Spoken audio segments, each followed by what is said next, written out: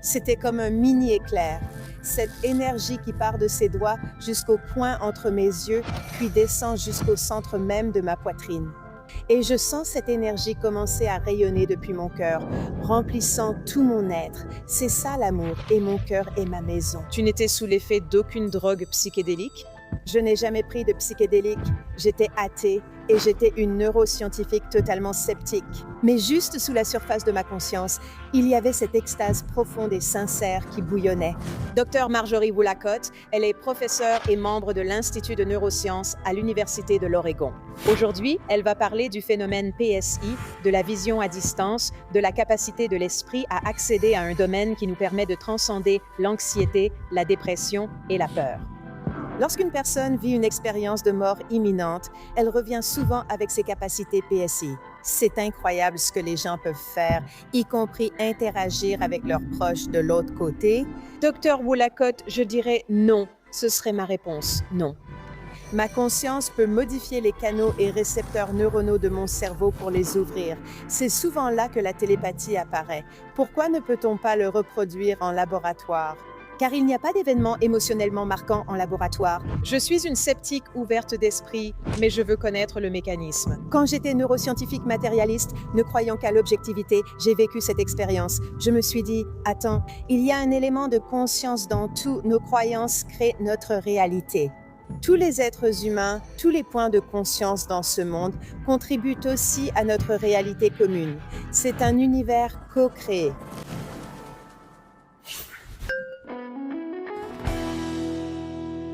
Bonjour, je suis Mayim Bialik. Et je suis Jonathan Cohen. Et bienvenue dans notre décryptage. Aujourd'hui, c'est un jour spécial. Pourquoi donc, Mayim? Parce que nous allons avoir une conversation très importante. Cela nous fait passer du concept de spiritualité à quelque chose d'ancré dans un espace neurophysiologique, ce que j'adore. J'aime quand il y a littéralement une intersection entre la science et la spiritualité, point Z. L'un des aspects les plus puissants de cette conversation pour moi, c'est la façon dont nous nous enfermons tous dans un monde qui nous maintient contraints. L'idée que comprendre la conscience puisse avoir une application aussi concrète dans ta vie n'a jamais été aussi claire qu'aujourd'hui. Dans notre conversation d'aujourd'hui, nous parlons à une neuroscientifique reconnue, câblée, athée, sceptique, qui a vécu une expérience inexplicable. La seule façon de la décrire, c'est qu'elle sortait des 5 sens sur lesquels toute sa carrière était basée. Dr Marjorie Woolacott, elle est professeure et membre de l'Institut de neurosciences à l'Université de l'Oregon. Elle s'est formée à l'USC et a obtenu son doctorat, mais elle détient aussi un diplôme dans un domaine auquel beaucoup d'entre nous ne savent pas comment accéder.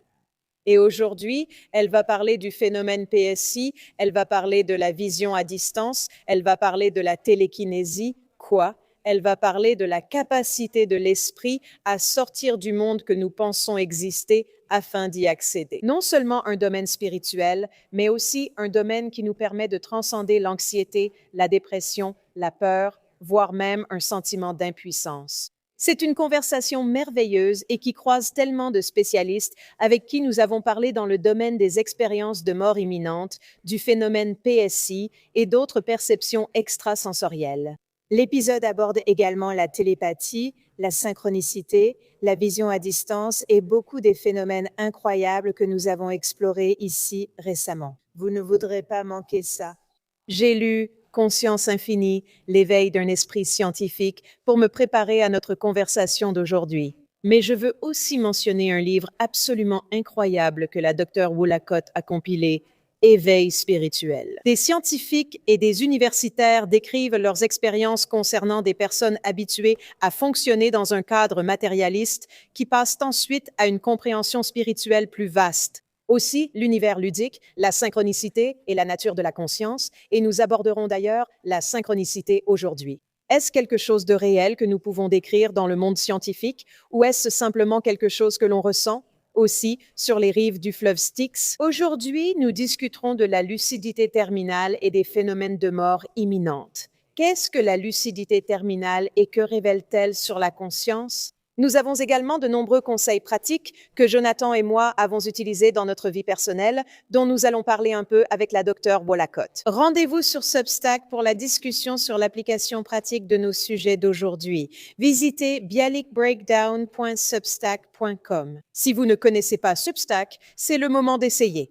Téléchargez l'app et choisissez vos notifications et abonnements. Nous serions ravis de vous y retrouver pour poursuivre cette conversation. Accueillons la docteure Marjorie Wolacott sur l'émission. Break it down. Avant de vous poser des questions sur les domaines incroyables que vous avez explorés, quelle est votre mission? Quel est, selon vous, votre but en tant que neuroscientifique, en tant NT que guérisseuse, en tant que praticienne? Quelle est votre mission? Je pense que ma mission est de partager avec les autres que, par le passé, je ne me fiais qu'à mes 5 sens et que je croyais uniquement en la réalité objective. Et puis, il s'est passé quelque chose qui a élargi la portée de mes sens et maintenant je vois les choses de façon totalement différente. Et je veux que les autres sachent, si cela ne leur est pas encore arrivé, que c'est possible. Nous sommes bien plus heureux et nous entendons mieux avec les autres après avoir ressenti cette interconnexion. C'est donc comme un désir profond de faire savoir aux autres comment ils souffriront moins et comment le monde souffrira moins. Si nous pouvons simplement commencer à nous ouvrir à cette compréhension plus large. Pouvez-vous parler un peu du parcours que vous avez suivi? En partant du fait d'être quelqu'un de très attaché à une vision matérialiste du monde, quelqu'un qui menait aussi une carrière assez réussie fondée sur les 5 sens, qu'est-ce qui s'est passé pour que votre perception de la réalité et de la conscience change, faute de meilleure expression? Eh bien, je pense que je vais même commencer un peu avant, parce que oui, j'avais une carrière réussie, je m'en sortais vraiment bien, je savais peut-être que vous aussi, vous saviez. En tant que neuroscientifique, je savais vraiment comment réussir dans le monde, comment concentrer mon attention et vraiment être capable d'étudier pour les examens et de bien réussir. Donc tout cela, je le maîtrisais. J'avais un post-doctorat formidable à cette époque-là, puis un nouvel emploi, et pourtant j'étais très malheureuse n'est pas exactement le bon mot, mais c'était comme si je n'arrivais pas à comprendre pourquoi je ne ressentais pas l'épanouissement de toutes ces choses. J'avais vous savez, un petit ami qui avait une Porsche. Je veux dire, toutes ces choses qu'on pense qu'on va aimer. Et puis, ce qui s'est passé, c'est que je remarquais que parfois, j'étais un peu paranoïaque. Quand j'étais dans un grand hôtel au 13e étage pour une conférence, je m'inquiétais des incendies et me demandais ce qui pouvait arriver. Donc, c'était un peu comme ça, ce malaise subtil qui se passait au milieu d'une vie très réussie, quoi que cela veuille dire. Et donc, quand ma sœur, que mon petit ami appelait une écervelée parce qu'elle était plutôt hippie et qu'elle adorait ça, elle vivait à Hawaï. Elle faisait toutes ces merveilleuses explorations de la spiritualité quand elle m'a invitée à aller à une retraite de méditation pour mon anniversaire. Quand j'ai commencé un nouveau poste dans une université en Virginie, j'étais intriguée et curieuse. J'étais assez ouverte pour dire oui. Elle m'a rappelé que mon petit ami disait que ma sœur se trompait. J'ai abandonné, puis accepté à nouveau, et elle a dû venir me chercher. L'une des dernières places pour cette retraite de méditation. Donc, ce qui se passe, c'est que le premier matin de cette retraite, je suis assise pendant la séance de méditation. Et on nous dit que le maître de méditation, le swami qui va passer parmi nous, va initier chacun d'entre nous et que cela va se faire par le toucher du swami. Alors clairement, je suis une scientifique matérialiste et je me dis quoi? J'ai aussi compris que j'étais là pour le week-end, alors pourquoi ne pas laisser mon scepticisme de côté 2 jours et simplement être curieuse de ce qui pourrait arriver? Donc, on vous a dit que cet homme allait passer et toucher physiquement chaque personne présente et quelque chose de magique était censé se produire. Je n'ai rien dit sur la chose magique, seulement sur une initiation, donc je décidais de sa signification. Alors là, je l'entends faire le tour de la pièce et il a des plumes de paon. Il touche les gens sur la tête. Et j'entends le froufrou, froufrou des plumes de paon. Et il se rapproche. Et à ce moment-là, j'ai les yeux fermés, mais je suis totalement captivée. Je me demande vraiment ce qui va se passer. Et quand il arrive vers moi, ce que je ressens, c'est sa main. D'abord sur ma tête, puis entre mes yeux. Et je sens cette énergie qui va de ses doigts jusqu'au point entre mes yeux, sur l'arête du nez, puis descend jusqu'au centre même de ma poitrine. Et à ce moment-là, c'est comme si c'était mon cœur, mais pas le cœur physique, plutôt un cœur rempli d'énergie. Je sens cette énergie s'arrêter puis rayonner depuis mon cœur, remplissant mon être d'une sensation nouvelle jamais ressentie. Et je me souviens du sentiment que j'ai eu. C'est ça, l'amour, et je suis chez moi. C'est comme si mon cœur était ma maison. C'est comme si je ne le savais pas avant. Et il y avait ce sentiment d'un contentement incroyable et je me disais, mais qu'est-ce qui m'est arrivé? Donc, c'était comme le début de tout ça. Et je devrais mentionner qu'à la fin de l'intensif, en fait, ma sœur me rappelle que je suis partie un peu plus tôt parce que mon petit ami voulait que je rentre à la maison. Mais maintenant, je prends l'avion pour rentrer chez moi en Virginie et j'ai acheté le livre qu'Azami a écrit. Il s'appelait Play of Consciousness. Et je regarde sa photo en me demandant, qui es-tu et qu'est-ce que tu m'as donné? Je ne savais vraiment pas ce qui m'était arrivé. Je dois dire que cette nuit-là, j'ai vécu une expérience intéressante. Habituellement, je ne la raconte pas, mais aujourd'hui, je vais le faire. Vers 2 heures du matin, je me suis réveillée. Et j'ai pu voir dans un coin de la pièce une photo de son propre maître et moi, parce que j'avais vu cette photo dans l'ashram de méditation, et il me regardait simplement avec ce sourire bienveillant, c'est tout, dans un silence total, et ce genre de choses ne m'arrive pas. Ça ne m'est jamais arrivé depuis. Et il y avait juste ce sentiment de, oh, tu sais, quelque chose s'est éveillé en moi. Cela me permet de ressentir et de vivre des choses que je n'avais jamais ressenties auparavant. Je vais faire comme si je venais d'une autre planète, ce qui, comme le dira Jonathan, m'arrive souvent. Alors, quand tu dis que tu as ressenti de l'énergie, qu'est-ce que ça veut dire concrètement? Qu'est-ce que ça veut dire somatiquement? Parce que beaucoup de gens pourraient dire, oh, tu crois que quand ce swami te touche, il va se passer quelque chose. Et tout ce que tu penses, c'est ce que tu fais semblant de ressentir, non? C'est la vision cynique. Tu fais semblant genre, oh, quelque chose d'incroyable va se passer. Mais quand tu décris quelqu'un qui pose sa main sur ton visage et que tu sens que ça résonne tout le long de ta moelle épinière, et puis tout à coup, tu ressens de l'amour, qu'est-ce qui se passe? Alors, tout d'abord, littéralement, j'ai eu l'impression d'une mini-décharge comme de l'électricité, un minuscule courant électrique, et en fait, ça n'est même pas descendu le long de ma moelle épinière. C'est parti d'ici, en fait, à travers mon espace intérieur jusqu'à mon cœur. C'était juste la sensation de cette électricité, de cette mini-décharge qui passait comme ça. Et ce n'était pas comme un énorme éclair, c'était juste ce petit courant électrique très doux. Et c'est arrivé dans le cœur, et ensuite le cœur s'est senti, oh mon Dieu, je veux dire, le cœur s'est senti vraiment bien. Et c'est pour ça que les mots sont venus. Je suis chez moi, je suis chez moi. C'est mon cœur que je n'avais jamais ressenti auparavant. Tu n'étais sous l'effet d'aucune drogue psychédélique. Je n'ai jamais pris de psychédélique jusqu'à présent. Et j'étais athée, et j'étais une neuroscientifique totalement sceptique. Donc cela s'est produit. C'est comme, eh bien, qu'est-ce que c'était que ça? C'est pour ça que dans l'avion, je me suis demandé, qui es-tu? Ce genre de choses n'arrive pas. J'avais un immense point d'interrogation en tête car je ne comprenais pas ce qui s'était passé.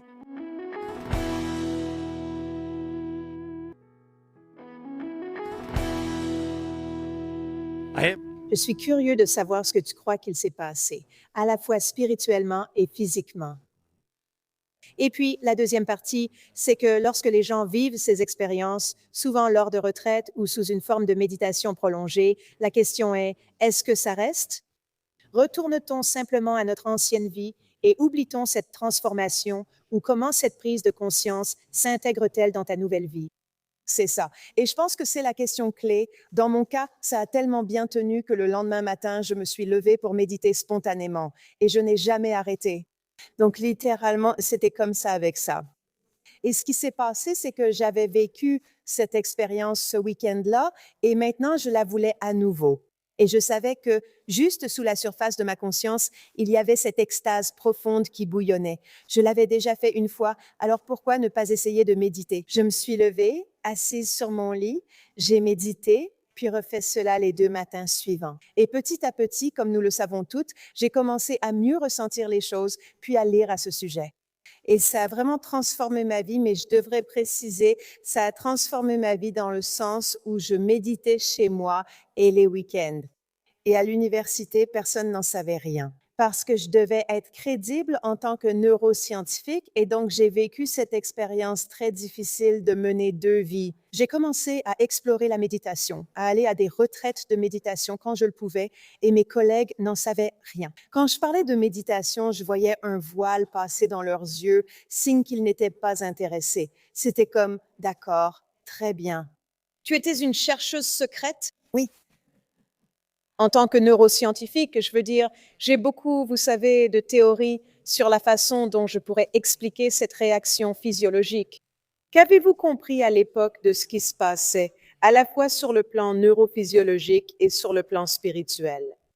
Je dirais que je n'avais aucune idée de ce qui se passait sur le plan neurophysiologique parce que c'était inexplicable pour moi. Quelqu'un ne peut pas vous toucher.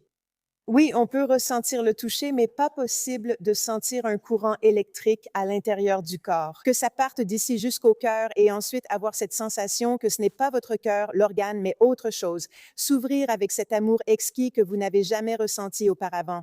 La neuroscientifique en moi était totalement confuse et déconcertée, et d'une certaine manière, cela lui était égal. Et je vais dire autre chose qui s'est produite à partir de ce moment-là dans ma vie. La plupart du temps, mon cœur, quoi que l'on entende par mon cœur, c'est comme ce désir incroyable d'en savoir plus me guidait et l'esprit suivait derrière, un peu à la traîne, pour essayer de rattraper, de comprendre intellectuellement ce qui se passait. Et je riais de ce genre de choses, qu'il y avait ce désir incroyable d'en savoir plus, de commencer à pratiquer parce que ça faisait du bien. Et l'intellect se disait, oh mon Dieu, ça n'a aucun sens. En fait, je me souviens qu'une fois, quelques années plus tard, je partais à une conférence en Suède. Je donnais une conférence sur ma rééducation, les neurosciences, sur le contrôle de la posture et le développement chez les enfants. Et tous mes collègues étaient athées et sceptiques. Et je pouvais sentir ma propre croyance en ce qui s'était passé commencer à se rétracter dans cette atmosphère. Et je me suis dit, oh là là, c'est fascinant de voir à quel point l'esprit peut rapidement revenir à ses anciens schémas de croyance et vraiment masquer sa propre expérience. C'est toujours une question intéressante car je sais que les sceptiques diraient, peut-être que ce n'était qu'une illusion ou un vœu pieux. Tu reviens toujours à ta façon de penser car c'est la réalité objective. Mais ce n'est pas le cas, parce que ces sens intérieurs se sont ouverts et tu commences à le voir et à le ressentir. Et tu te dis, ça ne correspond pas à mon ancienne façon de penser où mes 5 sens étaient mes seuls sens. Maintenant, penchons-nous sur ton côté yogi ou ton côté mystique pour essayer d'expliquer cette expérience. Je vais avancer une hypothèse sur ce qui a pu se passer et tu pourras ajuster, corriger ou compléter cette explication. Se pourrait-il que cet homme qui a cultivé une pratique très profonde et longue de la connexion intérieure n'aime pas quand j'utilise l'expression suivante, vibrer à une fréquence différente, et les neuroscientifiques peuvent expliquer et essayer de traduire cela, qu'il vibre simplement d'une certaine manière.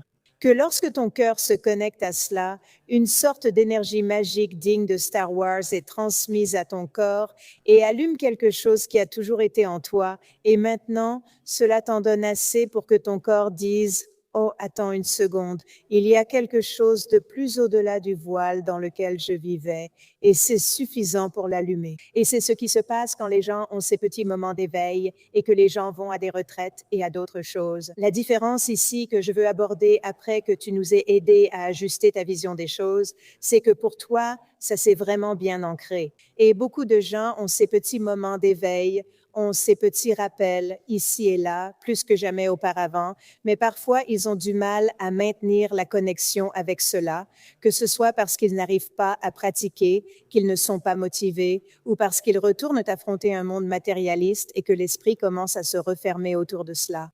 Je dirais que oui, tu as donné une bonne approximation de ce que l'on pourrait dire qu'il se passe du point de vue yogique. Et moi, tu sais, je pense que ma frustration, c'est que, d'accord, du point de vue matérialiste, on ne sait pas comment cela pourrait arriver. Mais voilà le problème auquel je reviens sans cesse. Est-ce qu'on doit absolument avoir un mécanisme pour accepter quelque chose?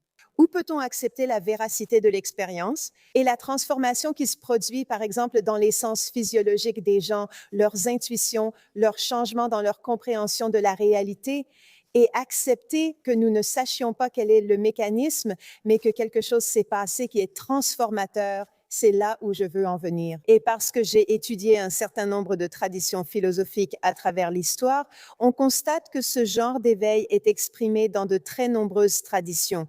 Et je vais juste prendre un peu de recul. Donc, bien sûr, cette énergie est appelée la Kundalini en Inde, et il parle de l'éveil de cette énergie et de la façon dont elle peut circuler à travers toute la colonne vertébrale. Cela peut faire sortir votre conscience par le sommet de la tête. Des amis m'ont dit que cela leur est arrivé spontanément. Elle méditait ou faisait du tai chi seule, mais elle le faisait religieusement chaque jour et ce genre de choses a commencé à se produire. Donc, il n'est pas nécessaire de recevoir une transmission d'une méditante qui semble vraiment éveillée. Cela peut arriver de différentes manières. Mais encore une fois, en Chine, on l'appelle le Xi, au Japon, c'est le Qi, dans le christianisme, c'est le Saint-Esprit. Je pense que les membres des tribus africaines ont aussi un nom pour cela. Donc, je crois que c'est peut-être appelé le Kia dans une tribu africaine. Donc, toutes ces cultures ont fait l'expérience de cela et lui ont donné un nom différent et elles disent toutes que c'est un phénomène énergétique. Et moi, en tant que neuroscientifique, quand cela s'est produit, je ne comprends pas, parce que nous ne connaissons que le système nerveux et ma moelle épinière, et nous n'avons pas d'énergie qui monte le long de ma moelle épinière jusqu'au sommet de ma tête. Et donc, la façon dont ils le décrivent dans ces systèmes, ils disent que c'est une énergie subtile dans le système subtil.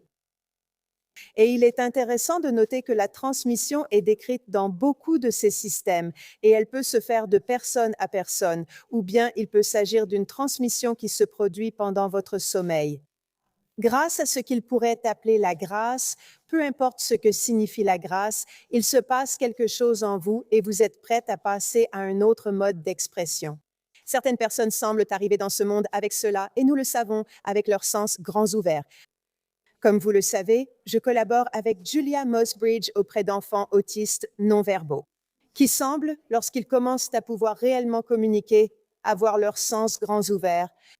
Et ils ont des capacités intuitives, des capacités télépathiques. J'ai étudié et fait des recherches avec Diane Hennessy Powell, Marina Weiler, en examinant ces phénomènes. Donc, ce qui s'est passé à ce moment-là, pour revenir à ce moment d'éveil, c'est que quelque chose s'est ouvert. En termes de curiosité liée à mon expérience qui n'a cessé de s'élargir, cela me rend maintenant curieuse de voir ce que je peux découvrir chez d'autres personnes et comment je peux relier les neurosciences à l'expérience. L'une des choses que vous savez en tant que scientifique, nous voulons savoir, c'est est-ce vérifiable, est-ce reproductible, quelle est la formule qui nous permettrait d'essayer de la comprendre. Donc je veux être claire, l'homme qui t'a touché sur l'arête du nez et qui a provoqué un feu d'artifice à l'intérieur de toi, ça ne veut pas dire que chaque personne qu'il touche vivra cette expérience et je veux que ce soit bien clair.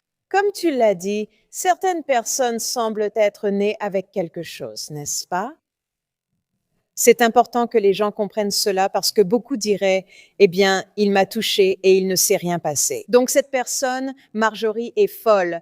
Et tu sais, elle vit quelque chose qui est une déformation, c'est un problème de perception, c'est une illusion, n'est-ce pas?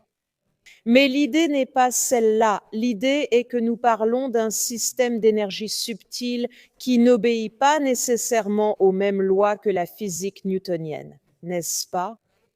C'est une différence qui doit avoir une catégorie différente, ce qui veut dire que, et nous en avons parlé même avec, tu sais, avec Kai Dickens, quand nous parlons des enregistrements de télépathie, cela ne va pas obéir aux mêmes règles. Donc, si tu commences à appliquer le même paradigme de véracité scientifique à cela, cela va mener à une division. Cela va entraîner une division dans ce domaine et c'est exactement ce que nous voyons. Des personnes comme toi, Dr. Long, Dr. Grayson et Dr. Tucker essaient d'utiliser les expériences pour démontrer. C'est quelque chose qui n'obéit pas aux mêmes règles que celles que vous utiliseriez avec la méthode scientifique, n'est-ce pas? C'est exact, et je veux juste ajouter des nuances à cela, à savoir que ce que nous avons examiné et dont nous pouvons parler, les filtres neuronaux dans le cerveau qui nous empêchent d'avoir une conscience plus large, eh bien, les personnes qui ont été profondément en méditation ou profondément sous psilocybine voient leurs filtres cérébraux fortement diminuer et elles ont une conscience élargie. Lors d'une EMI, la personne a ses filtres presque désactivés et une conscience bien plus large. Mais c'est là que la neuroscientifique en moi se dit que ce n'est pas aussi simple que ça et qu'il faut prendre en compte toutes ces nuances. Et que ce soit lorsque la personne ayant vécu une EMI a quitté son corps ou la personne en méditation, car souvent la personne qui médite a aussi l'impression de quitter son corps, elles ne sont plus connectées de la même manière à leur magnifique système nerveux, donc métasensoriel, entérique, etc. Pourtant, elles sont là, conscientes, se déplaçant dans diverses pièces d'un hôpital et sachant tout ce qui se passe autour d'elles. Donc, comme vous le dites, Il y a cette frustration, cette nature paradoxale de ce phénomène, que cela n'arrive pas à tout le monde, mais que cela arrive plus souvent que de simples cas isolés. Les matérialistes veulent dire que c'est anecdotique, mais quand on a autant de preuves soi-disant individuelles à travers différentes cultures, j'ai tendance à penser qu'il faut commencer à croire au phénomène, même si on ne comprend pas le mécanisme. Oui, je veux dire, cela me rappelle Jill Bolt Taylor. Aussi, quand elle a vécu l'expérience de voir son cerveau rationnel se déconnecter et qu'elle a pu rester mobile et consciente dans une certaine mesure, elle vivait ce genre d'expérience. C'est l'un des meilleurs éléments communs entre les expériences de mort imminente et les expériences transcendantales sous psychédéliques. Je crois que les gens veulent savoir comment est-ce que je me réveille. Et parfois, les gens s'éveillent simplement en entendant que c'est possible. Alors peut-être qu'on peut commencer par certaines des histoires incroyables que tu partages, dont tu as parlé et sur lesquelles tu as fait des recherches, des personnes qui vivent des expériences que nous ne pouvons pas expliquer à travers le monde matérialiste et qui nous poussent à explorer autre chose. Je ne sais pas trop par où commencer, mais la première personne à laquelle j'ai pensé est encore Federico Fagin, que vous connaissez bien et que certains auditeurs connaissent peut-être aussi. Je l'ai rencontré après la sortie d'un documentaire sur lui et depuis plusieurs fois en personne. Il était dans une situation similaire à la mienne, malgré tout l'argent souhaité, la meilleure famille et l'invention du microprocesseur. Il se sentait frustré, même sans professeur de méditation lors d'une retraite. Il devrait être satisfait et il ne l'était pas. Et puis, au milieu de la nuit, pendant la période de Noël au lac Tao, il se réveille en pleine nuit, il a soif, il va boire un verre d'eau, puis il se rassoit. Soudain, une explosion dans son cœur. Encore une fois, c'est le cœur, ce qui est intéressant pour lui et pour moi, survient. Et il ressent, comme vous le savez, cette sensation de lumière et d'amour incroyable. Et il ne sait pas s'il est tout, comme l'onde de l'univers, ou s'il est une particule, un être individuel séparé à qui cela arrive. L'essentiel, c'est que oui, c'est possible, et cela semble arriver pour beaucoup d'entre nous. Quand nous décidons que nous ne sommes pas satisfaites de notre réalité objective des 5 sens, qu'elle ne nous comble pas suffisamment. Carrière, famille, tout le reste, et quelque chose à l'intérieur disait « je veux plus », et c'est un peu comme ça que je le vois. C'est presque comme ce sentiment, comme si ton centre égoïque commençait à s'effondrer un peu. C'est comme si tu pensais que tout était en ordre, mais en fait non.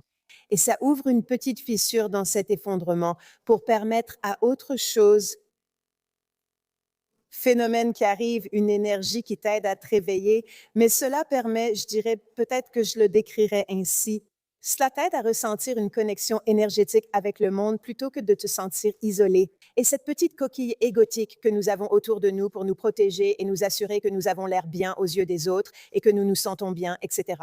C'est comme si ça se fissurait et on découvre peut-être mieux. Je pense qu'une des choses que beaucoup de gens pourraient se demander, surtout s'ils traversent des difficultés, surtout s'ils sont dans une période où ils se sentent insatisfaits, comme s'ils avaient l'impression que rien ne s'assemble dans leur vie, ils craignent les événements mondiaux et la situation nationale. Est-ce que je peux atteindre un certain sentiment de paix, de sécurité, de confort, de sûreté dans mon système nerveux si je n'ai pas cette expérience d'éclair électrique dans mon corps? Parce que pour beaucoup d'entre nous, quand on entend parler de ces expériences, c'est comme « Oh, c'est super pour toi, je suis vraiment contente pour toi ». Qu'est-ce que tu dirais à nous autres qui méditons et restons assises?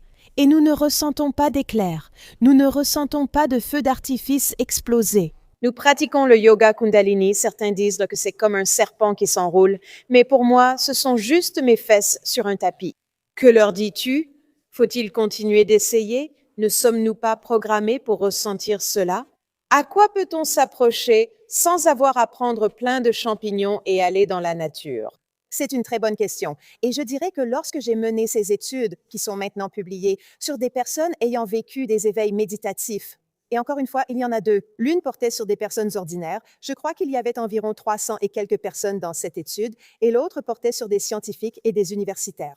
Et nous avons examiné ce qui avait déclenché leur ouverture, ce que l'on pourrait appeler une ouverture du cœur. Et il y avait un certain nombre de choses qui correspondent à ce dont vous parlez, des choses que les gens font normalement, mais pour une raison ou une autre, cela leur a permis de dépasser une sorte de seuil qui a permis à quelque chose de plus de se produire. Et donc, bien sûr, ils pratiquent ces activités comme la méditation, le yoga, etc. Mais aussi passer du temps avec d'autres personnes qui ont vécu cet éveil, car il y a une certaine sensation de transmission quand on est entouré de personnes comme ça. Je dois me faire de nouveaux amis? C'est ce que tu es en train de me dire? Oui, fais-toi de nouveaux amis. Je veux dire, et donc, c'est un phénomène intéressant, mais je l'ai certainement remarqué. Et en fait, ils disent souvent que lorsque tu es dans un groupe qui médite, il est plus facile de t'induire toi-même dans cet état d'esprit calme. Et ici, pour donner un exemple, je pense qu'on réfléchit au fait que, eh bien, j'ai du mal à méditer. Et puis tu te rends compte, eh bien, j'ai regardé la télé jusqu'à tard dans la nuit. J'adore faire du shopping en ligne, acheter des vêtements et aller dans les centres commerciaux. J'aime aussi sortir avec mes amis, boire et faire la fête toute la nuit. Le lendemain matin, impossible de méditer, je m'endors. Qu'est-ce qui ne va pas chez moi? Je dois changer de vie et me faire de nouveaux amis. Oui, oui, très souvent, lors d'une retraite de méditation, les gens demandent ça, pourquoi je n'y arrive pas? Et là, c'est comme, eh bien, regarde ta vie, alors parle-toi simplement de ce que tu fais. Et est-ce que tu passes autant de temps à calmer ton esprit qu'à chercher des distractions tout au long de la journée? Ou à te consacrer entièrement à ton travail? Tu crois qu'en donnant tout, tu deviendras une meilleure personne? Peut-être pourrais-tu passer à 80% au travail pour avoir plus de temps et apaiser ton esprit. Cela suffirait peut-être. Donc, je pense que parfois, c'est un peu d'introspection honnête, si tu le veux vraiment. Si je bois 4 tasses de café dans une journée, c'est beaucoup plus difficile de me sentir calme et connecté à tout le reste. Parce que tout mon système est comme, qu'est-ce que je fais ensuite? Qu'est-ce que je fais ensuite? Et c'est super si je dois m'asseoir pour écrire beaucoup ou faire beaucoup de recherches, mais ce n'est pas très bon pour se sentir connecté à l'univers entier. Je pense que c'est ça, le but. C'est comme si chacune de ces traditions avait de nombreux outils que nous pouvons utiliser pour calmer notre esprit, et chacun trouvera un outil différent qui lui convient. Voici la question principale lorsqu'on demande lors d'une retraite de méditation. Que dois-je faire pour atteindre cet état? Et c'est comme, écoute, tu dois t'écouter intérieurement, essayer différentes choses et voir. Oh, par exemple, beaucoup de traditions disent de répéter un mantra. Tu sais, la tradition catholique a son propre chapelet qu'il répète. Dans les traditions indiennes, il y a un ensemble particulier de mantras, y compris un pour la respiration. C'est comme So Hum ou Hum Sol. C'est un mantra apaisant. Et si tu continues à concentrer ton esprit là-dessus, les pensées disparaissent et tu peux entrer dans cet état sans penser. Et bien sûr, encore une fois, en se référant à la recherche, quand je regarde les études sur les méditants expérimentés, on constate cela. Leur réseau du mode par défaut, qui est cette partie du cortex cérébral qui adore créer un beau récit égocentrique sur qui je suis et ce qui se passe dans ma vie, se calme. On peut le voir dans les images de méditation issues de l'IRMF. C'est comme, oh oui, et c'est à ce moment-là que je commence à ressentir une expansion dans ma poitrine. Donc, je pense qu'on a presque, en quelque sorte, des moyens de biofeedback pour savoir si on y arrive. Et puis, oh, c'est pour ça que ça fait tellement de bien, parce que maintenant, tous ces différents filtres dans mon cerveau commencent à se calmer et je commence à me sentir plus interconnectée. Bernardo Kastrup parle de toute cette idée de dissociation et du fait que nous sommes presque comme, son exemple est une personne atteinte de troubles dissociatifs de l'identité qui a plusieurs personnalités et quand elle guérit, elle redevient une seule et même personne. C'est comme si nous étions dissociés des autres et lorsque nos barrières deviennent plus poreuses, nous commençons alors à nous sentir plus interconnectés avec les gens. C'est comme, oh, voilà qui je suis. Je me sens connectée à tous et ensuite nous allons mieux malgré les événements mondiaux autour de nous. Je me demande si tu peux parler un peu de certaines populations qui, selon toi, ont accès à cela d'une manière plus fluide. Qu'est-ce qu'il y a chez certaines personnes, et en particulier, tu sais, certaines personnes qui peuvent aussi manifester des phénomènes PSI, des capacités extrasensorielles? Quel est le diagramme de Venn ici? Est-ce que le fait d'avoir des capacités spéciales te rend plus ouverte?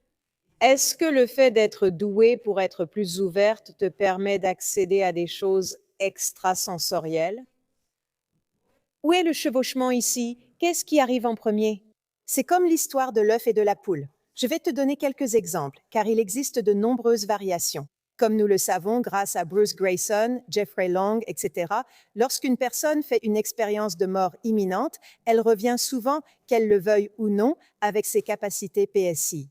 Et je sais que Jeffrey Kripal en parle avec la femme Elizabeth Krohn, et elle ne voulait pas de ces prémonitions sur les crashs d'avion ni de savoir ce que pensaient les autres, mais c'est ce qui s'est passé. Donc quelque chose avait changé énergétiquement en elle. Donc ces portails, quels qu'ils soient, qui vont au-delà du temps et de l'espace, sont ouverts pour elle. Et je sais qu'elle a probablement prié pour s'en débarrasser parce qu'ils lui ont causé beaucoup de problèmes. Voilà un exemple que vous pouvez voir. Quelque chose dans l'expérience de mort imminente, le fait que son cœur se soit arrêté, a changé quelque chose en elle. Et maintenant, tout est grand ouvert. Pour d'autres personnes, cela se produit en entrant dans une méditation profonde et en fait, elles vivent ce moment lors d'une méditation profonde. Par exemple, peut-être que lorsque cet éveil énergétique se produit, ils quittent leur corps et reviennent avec cette conscience intuitive qu'ils n'avaient pas auparavant. Ensuite, il y a les enfants qui ne parlent pas, qui sont autistes et qui n'ont pas de capacité de communication normale. Leur système nerveux diffère nettement de celui d'une personne moyenne.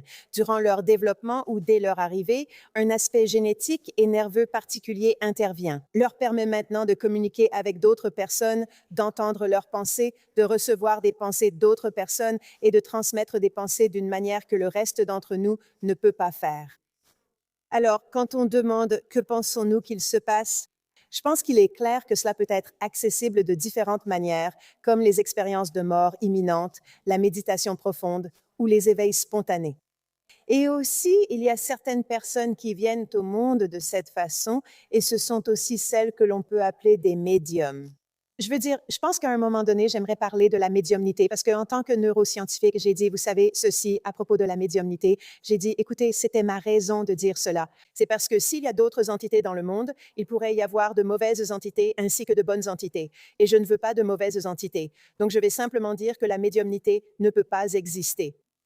En écrivant ce livre, je suis allée à l'Université de Virginie voir Ed Kelly, chercheur dans ce domaine, et je lui ai montré mon manuscrit. Il m'a dit, c'est un excellent livre, mais il manque un chapitre. J'ai demandé lequel, il a répondu, la médiumnité. Et j'ai dit, oh, eh bien, c'est parce que j'ai peur pour ces raisons de contacter des entités qui ne sont pas devant moi. Et il a ri. Et bien sûr, cela m'a permis de m'ouvrir à la recherche et de découvrir. C'est incroyable ce que les gens peuvent faire, y compris, comme vous le savez, les interactions avec leurs proches de l'autre côté. Et ayant maintenant écrit un article avec Chris Rowe et d'autres sur près de 1000 personnes ayant vécu des expériences de médiumnité avec leurs proches décédés, je vois à quel point il me semble très convaincant que ces personnes ont ce portail ouvert et qu'elles peuvent d'une certaine manière recevoir ces informations de quelqu'un qui est décédé. Encore une fois, un sceptique, comme je l'étais auparavant, dirait « Oh, excusez-moi ». Mais le fait que, dans ses études, il découvre que la personne de l'autre côté donne à la personne de ce côté des informations clés que personne ne connaît. Et je pense qu'un exemple était que, en fait, la personne de l'autre côté a contacté l'ami de la famille parce que la famille n'arrivait pas à se connecter, n'arrivait pas vraiment à ressentir cela. Et ils ont dit, ton père veut que tu connaisses la clé. Et quand ils ont entendu la clé, ils pensaient que ça allait être la clé de l'amour. Mais en fait, la clé de l'armoire à fusil est à cet endroit précis. Et je sais que tu veux te débarrasser des armes que j'avais avant de mourir. Donc c'est comme si ici, nous avons encore des exemples de cette ouverture. Je veux que tu nous emmènes un peu dans cette ouverture, surtout à partir de, tu sais, et moi je suis une sceptique ouverte d'esprit, mais je le fais. Je veux le mécanisme, je veux un mécanisme potentiel. Mon cerveau scientifique peut accepter un manque de reproductibilité. Mon cerveau scientifique peut comprendre beaucoup de choses. Mais c'est là où je suis curieuse et je n'ai pas de réponse à cela. C'est pour ça que nous vous avons invité ici. Vous savez quelle est votre théorie plus générale de la conscience? Vous savez, on peut dire que la conscience est fondamentale. Beaucoup de gens ne comprennent pas ce que c'est, mais expliquez ce que vous proposez. Parce que l'idée que j'accède à des informations et que je communique avec des personnes décédées est un peu difficile à comprendre, n'est-ce pas? Quelle est la théorie de l'expérience de l'information dans l'univers? Est-ce que cela repose sur les archives akashiques? Est-ce que cela repose sur, vous savez, une sorte de champ quantique théorique? Quelle est votre théorie sur ce qui se passe réellement dans le plan de la conscience? En fait, je dis souvent aux gens qu'une façon de mieux comprendre cela, et pour moi c'était d'un point de vue académique et scientifique, c'est grâce à un livre merveilleux que vous avez probablement lu. C'est plus qu'une allégorie. de Bernardo Castro. Alors, laissez-moi simplement dire quelque chose que Bernardo a dit dans ce livre et qui m'a vraiment aidé. Donc, de ce point de vue, cette théorie selon laquelle il existe une conscience qui est infinie et sans limite et qui ressemble à un champ probabiliste, c'est cela qui crée en fait ce que nous pourrions appeler des points de conscience, c'est-à-dire nous tous, qui venons ensuite dans un domaine espace-temps. C'est ainsi que je le conçois, du moins. Il a dit que tout ce qui entre dans ce domaine espace-temps doit adopter une croyance en la gravité, en le temps, en l'espace qui l'entoure. Et cela signifie que chaque montagne, chaque insecte, chaque oiseau, chaque humain, chaque plante a adopté ce système de croyance. Sinon, il ne serait pas ici. Ainsi, ni les plantes ni les montagnes ne s'envolent dans les airs. Ils ont adopté ces croyances à un certain niveau de leur conscience ou de leur proto-conscience, dans le cas d'une montagne. C'est magnifique. Et donc, ensuite, lorsque tu deviens un insecte, tu adoptes un autre ensemble de croyances qui te permet de fonctionner dans un corps d'insecte. Et nous, les humains, adoptons un autre ensemble de croyances qui dit que nous avons 5 sens et que c'est tout ce que nous pouvons utiliser et cela continue encore et encore, des croyances culturelles, etc., des croyances sur la façon dont nous agissons dans notre famille. Je veux dire, juste une petite parenthèse, en thérapie de couple avec mon mari, la conseillère expliquait que nous avions adopté des croyances de nos parents, comme utiliser une éponge pour le plan de travail et une autre pour la vaisselle. Et vous forcez l'autre personne à adopter vos croyances. Ce n'est pas la réalité, ce n'est pas une vérité. Et donc, j'adore la façon dont Bernardo Kastrup voit les choses. Et donc, voici le point clé. Il a dit, comment se débarrasser d'une croyance? On ne peut pas simplement dire « je vais m'en débarrasser intellectuellement ». Je ne peux pas juste dire « oh, je me débarrasse de celle-là ». Vous devez aller sous la croyance et littéralement l'arracher comme une épine en vous et la retirer de l'intérieur. Et alors, vous avez une chance de vraiment vous libérer de cette croyance. Je trouve cela profond car je peux dire que je n'avais absolument aucune croyance dans la médiumnité. Et bien maintenant, je dois réfléchir à ce qu'est cette croyance et s'il y a un moyen pour moi d'aller en dessous. Et dans mon cas, moi, c'est en faisant des recherches et en étant vraiment très, très curieuse, puis en ayant mes propres expériences. Parce qu'en fait, une fois que vos sens intérieurs, comme je les appelle, s'ouvrent à cette interconnexion, alors vous commencez à les avoir. Donc, encore une fois, réfléchissez-y. Si temps et espace sont un système de croyance, certaines personnes peuvent aller au-delà du temps et de l'espace. Je pense que ceux dotés de précognition ou ayant vécu une expérience de mort imminente comme Elisabeth Krohn en sont capables. D'une certaine manière, cette dissociation que nous avons est devenue poreuse pour eux. Ils peuvent accéder à ce domaine au-delà du temps et de l'espace et obtenir ces compréhensions. C'est bien, tu es très doué pour ça. Les éponges peuvent être utilisées pour tout ce que tu veux. Je veux dire, ça me sidère parce que je déteste les éponges qu'il choisit et la façon dont il les utilise. C'est drôle que tu parles des éponges. C'est quelque chose pourtant dont je pense que Jonathan et moi parlons beaucoup et quelque chose dont il parle vraiment sur la page Substack de Jonathan, Spiritualité pratique, alors que cela s'entrelace tout au long de nos vies. Et ce dont tu parles, c'est en quelque sorte une compréhension neurologique des histoires que nous construisons sur nous-mêmes. Donc, nous arrivons dans ce monde, que ce soit par la nature de la façon dont l'univers a été construit, n'est-ce pas? Peu importe la conscience que j'ai et l'incarnation dans laquelle je me trouve, n'est-ce pas, dans cette vie, n'est-ce pas? Pour moi, tel que je suis maintenant, j'arrive avec un ensemble de, vous savez, une sorte de matériel, mais ensuite, le logiciel, c'est quelque chose qui m'est transmis par mes parents, par mes ancêtres.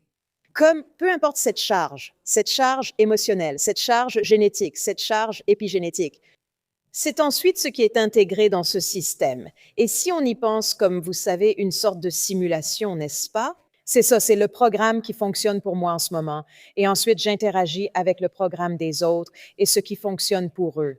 Donc, quand on essaye d'être en relation avec d'autres personnes, on arrive avec toutes les histoires qu'on porte et eux arrivent avec toutes les histoires qu'ils portent. Où se trouve cette intersection? Et quel bel endroit pour aussi s'ouvrir à cela. Et si votre relation avait une conscience spirituelle? Et si votre relation pouvait évoluer, pas seulement amoureuse, mais aussi dans vos interactions avec les autres? Est-ce que vos molécules et leurs molécules se mélangent toutes ensemble? Et il y a cet autre plan auquel nous n'avons pas accès au niveau de nos 5 sens, mais qui existe tout le temps. Quand on me dit ne pas savoir s'il croit en Dieu, je pense que Dieu est là. La question, c'est de se tourner vers lui ou non. Voilà ma perspective. Je ressens la même chose à propos de ce niveau d'accès. Il est là. Savons-nous comment lui nous adresser? Et je veux ajouter cela parce que nous parlons de, eh bien, qu'ont dit les neuroscientifiques, les deux neuroscientifiques ici, à propos de ces choses? Eh bien, lorsque j'ai examiné ces recherches sur, par exemple, les effets placebo ou la guérison énergétique ou autres, voici ce qui est intéressant. Ce que vous constatez, c'est que lorsque vous croyez, et encore une fois, ici, on revient à la croyance, lorsque vous croyez que le placebo va fonctionner, que vous pensez pouvoir recevoir le médicament, vous modifiez alors différents paramètres physiologiques de votre corps. Donc, si vous pensez recevoir un médicament contre la douleur, ce qui se passe, c'est que les zones de la douleur dans votre cerveau commencent réellement à diminuer leur activité. Parce que votre esprit, votre croyance, a permis à votre physiologie de changer. Et nous pensons à la génétique. Puis nous découvrons que, ah oui, je peux modifier ma génétique grâce à la méditation. Et je pense que dans mon livre, nous parlons de M. Wright qui avait un lymphome et croyait que ce médicament en particulier, le crabiacine, allait le guérir. Guéri en 1 ou 2 jours, il est sorti de l'hôpital après 10 jours. Plus tard, en entendant aux infos que cela ne marchait pas, il est retombé malade. Et vous vous dites que l'esprit, ce système de croyance, est vraiment puissant. Et si nous pouvions en tirer parti de la bonne manière, je veux dire, les choses pourraient vraiment changer dans nos vies. Je veux aussi ajouter quelque chose concernant la guérison énergétique. Parfois, quelqu'un consulte un guérisseur, il le soigne et la personne se porte très bien. Et ensuite, il se retrouve dans un groupe de personnes sceptiques, ils perdent foi en ce qui s'est passé et leurs problèmes reviennent. Alors je dis simplement, écoutez, l'esprit est beaucoup plus puissant qu'on ne le pense. D'accord, donc le message, c'est change ta vie, trouve de nouveaux amis. Et si tu es entouré de gens rappelant tes anciens amis, frappe-les au visage et enfuis-toi. C'est l'idée que lorsqu'on devient sobre dans les alcooliques anonymes, on l'entend souvent. On leur dit, n'allez pas dans vos anciens lieux, ne parlez plus à vos anciennes connaissances, car certains environnements sont spécifiquement liés à l'addiction. Si vous êtes entouré de personnes qui allument une cigarette et que vous essayez de ne pas fumer, n'est-ce pas? Le désir, bien sûr, tout le monde le sait, le désir de fumer est plus fort. Vous dites qu'on peut appliquer cela à son état énergétique, émotionnel et psychologique. C'est pour cela que les gens aiment être entourés de personnes qui ont de hautes vibrations, de bonnes vibrations. Jonathan dit, c'est pour cela que quand vous êtes déprimé, toute la maison est déprimée. Je comprends, Jonathan. Oui, c'est très vrai. Je veux aussi préciser, car j'ai une bonne amie, Anne, que quand on aborde ces sujets et croyances, elle se ferme. Et c'est parce qu'elle dit que si souvent quelqu'un a un cancer et quelqu'un dit, eh bien, tu l'as causé à cause de tes croyances. Et ce que j'essaie de dire dans ce cas, c'est que lorsque nous disons que nos croyances créent notre réalité, c'est une phrase nuancée. Cela signifie que j'ai une part de responsabilité dans la création de ma réalité, comme nous venons de le dire. Mais tous les êtres humains, tous les points de conscience dans ce monde contribuent aussi à notre réalité commune. Et nous devons comprendre que je ne peux pas changer notre situation politique juste moi avec mes croyances. Mais si le monde entier pouvait réellement faire évoluer notre système de croyances vers l'interconnexion et le soutien, peut-être pourrions-nous commencer à faire bouger les choses. C'est beaucoup demandé, mais il est intéressant de noter que nous devons simplement accepter que nous vivons dans un univers co-créé. Là où les rationalistes se retrouvent bloqués, c'est sur la question de la pente glissante. Jusqu'où puis-je aller avec ça? Et je viens d'une longue lignée de rationalistes et de sceptiques, et j'aborde mon exploration spirituelle comme un explorateur vorace, avec une bonne dose de scepticisme tout au long du chemin. Je peux parler d'expériences profondes, d'intuition et de rêves précognitifs, puis je retombe dans le doute et je remets tout en question. Est-ce que tout cela s'est vraiment produit? Et puis j'y crois à nouveau. Et je fluctue entre ces états avec plus de foi et une croyance incarnée maintenant plus que jamais. Mais je pense quoi? Là où les gens, vous savez, commencent à se poser des questions et veulent comprendre, c'est quand on voit des personnes qui ont complètement décroché, qui vivent dans leur voiture. Ils croient que, vous savez, tout va s'arranger et ils n'agissent pas du tout dans le monde réel. Alors, pouvez-vous nous aider à imaginer comment faire cela et comment élargir mes croyances? Et regarder en remettant en question les limites que j'ai créées, en réévaluant à quoi servent les éponges dans tous les domaines de ma vie, ce qui est possible, n'est-ce pas? Aidez-nous à imaginer ce qui est possible sans exagérer en disant « je n'ai aucune responsabilité, l'argent arrivera par la poste ». Oui, certains se disent peut-être, je laisse ça à l'univers. Ils n'arrivent plus à subvenir à leurs besoins ou finissent. Et il n'y a aucun mal si certains choisissent de vivre dans leur voiture, n'est-ce pas? Mais ce que Jonathan dit, c'est que beaucoup de gens se disent, je n'aime pas mon travail, il ne me comble pas. Je vais le quitter car j'ai besoin que l'univers subvienne à mes besoins ou de vivre une connexion spirituelle. Impossible dans un travail en entreprise. Donc, je pars. Et puis ils se rendent compte qu'il n'y a pas forcément quelque chose, que Dieu ne fournit pas toujours le chemin, n'est-ce pas? On voudrait que Dieu le fasse. Oui, et je pense qu'il y a de belles nuances à ce sujet. La première pour moi, c'est que lorsque j'étais la neuroscientifique matérialiste qui ne croyait qu'à l'objectivité et au domaine matériel, j'ai laissé de côté mon expérience. Et puis j'ai eu cette expérience qui m'a dit, attends une minute, il y a plus que l'objectivité, c'est plus que les cinq sens. Et donc, en fait, quand je parle parfois avec Bernardo Castru, je ressens cela. Son idéalisme analytique, parce qu'il s'adresse aux matérialistes, est très analytique et il l'appelle philosophie analytique. Cela doit être rationnel. Mais pourquoi ne pas ajouter la philosophie continentale, c'est-à-dire la phénoménologie, donc l'expérience? Pourquoi ne pas avoir les deux? Et ensuite, vous pouvez observer votre expérience. Vous pouvez dire, mon expérience ne me trahira jamais dans le sens où elle me dira ce que je ressens maintenant. Mais ensuite, j'introduis l'intellect et je me demande, ah, est-ce une chose saine à laquelle je devrais penser et faire? Est-ce que cela va accomplir mes objectifs dans l'univers? Et donc, j'ai une belle combinaison saine de ce que j'appelle le yin et le yang de l'univers. Et j'essaye toujours de trouver cet équilibre entre le cœur et l'esprit et les moyens de vraiment m'épanouir. En fait, une personne à qui je parle beaucoup, un ami qui s'appelle Jeb Barton, a dit qu'il croit cela. Ce que nous devons vraiment faire, c'est toujours regarder ce qui va nous épanouir. Et puis, à chaque instant, quand nous faisons différentes choses ou que nous passons à différentes étapes de notre carrière, nous nous demandons simplement, est-ce que cela m'épanouit? Si tu crois que Dieu comblera tes besoins en restant dans ta voiture, demande-toi, est-ce que ça a marché pour moi? Est-ce épanouissant? Non, peut-être devrais-je changer. Il est important de dialoguer constamment avec soi-même, de se parler et de s'apporter des retours. Eh bien, tu sais, peut-être que je dois retrouver un travail, reprendre une maison et là, je serai épanouie. Et ce que mon ami Jeb dit même, c'est qu'un matérialiste peut très bien se concentrer sur la réalité objective, mais ensuite, il doit se demander, est-ce que cela m'épanouit?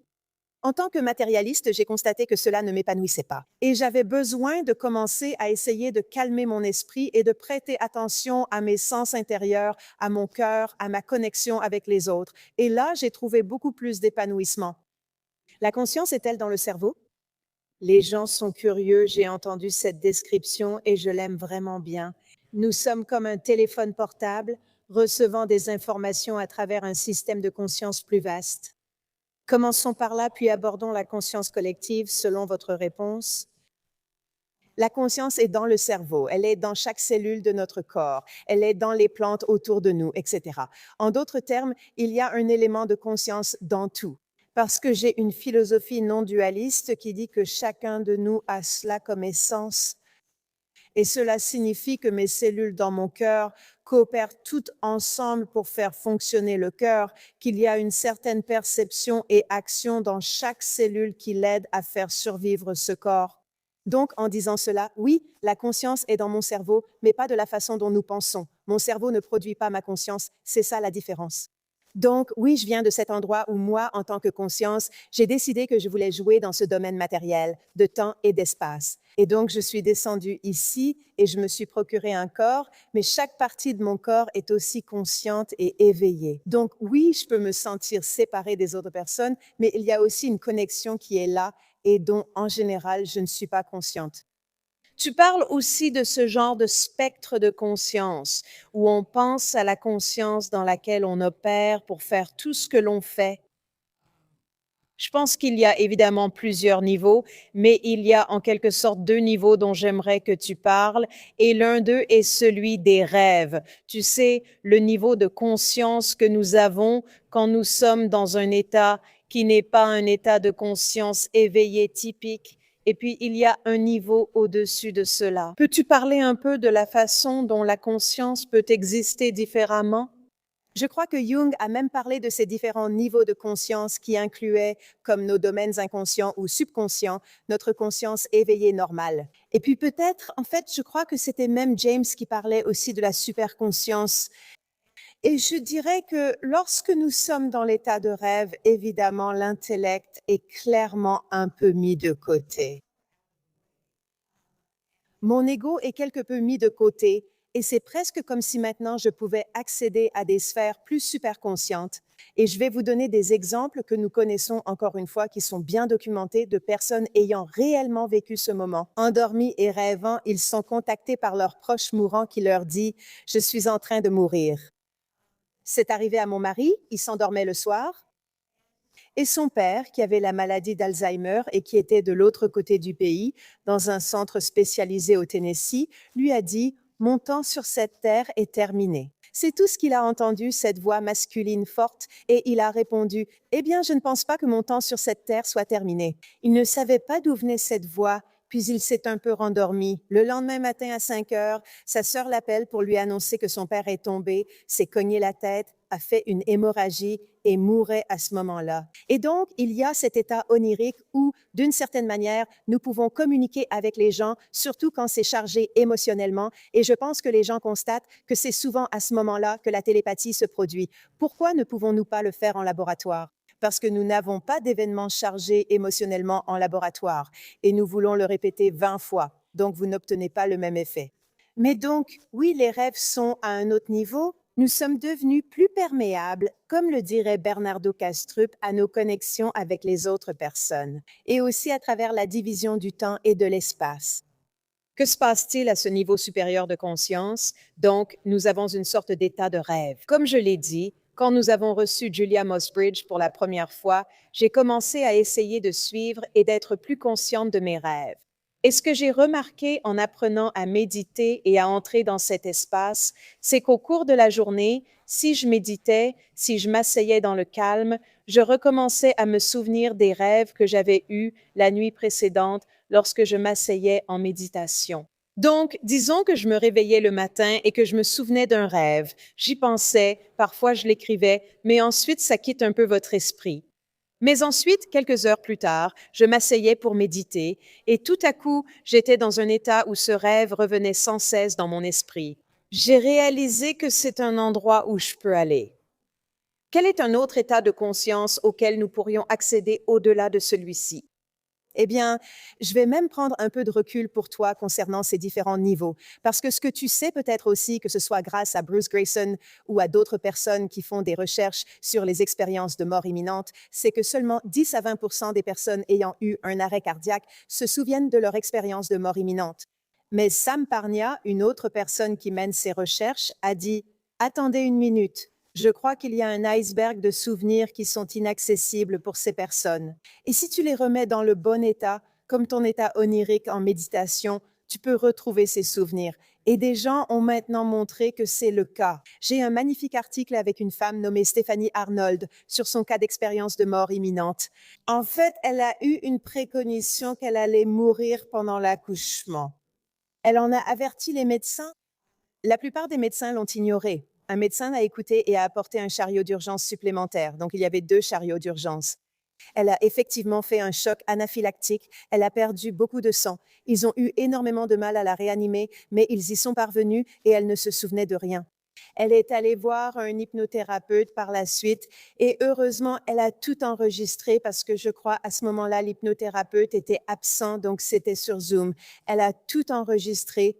Elle s'est souvenue de tout ce qui s'est passé pendant cet arrêt cardiaque et son expérience de mort imminente lors de sa régression hypnotique, y compris le fait d'aller dans l'avion où son mari se précipitait hors de l'appareil, pour revenir à elle à l'hôpital et voir tout cela uniquement grâce à la thérapie de régression. Parce qu'elle était alors de nouveau dans cet état comme lors de son EMI, qui est l'endroit où tu étais quand tu es retourné en méditation.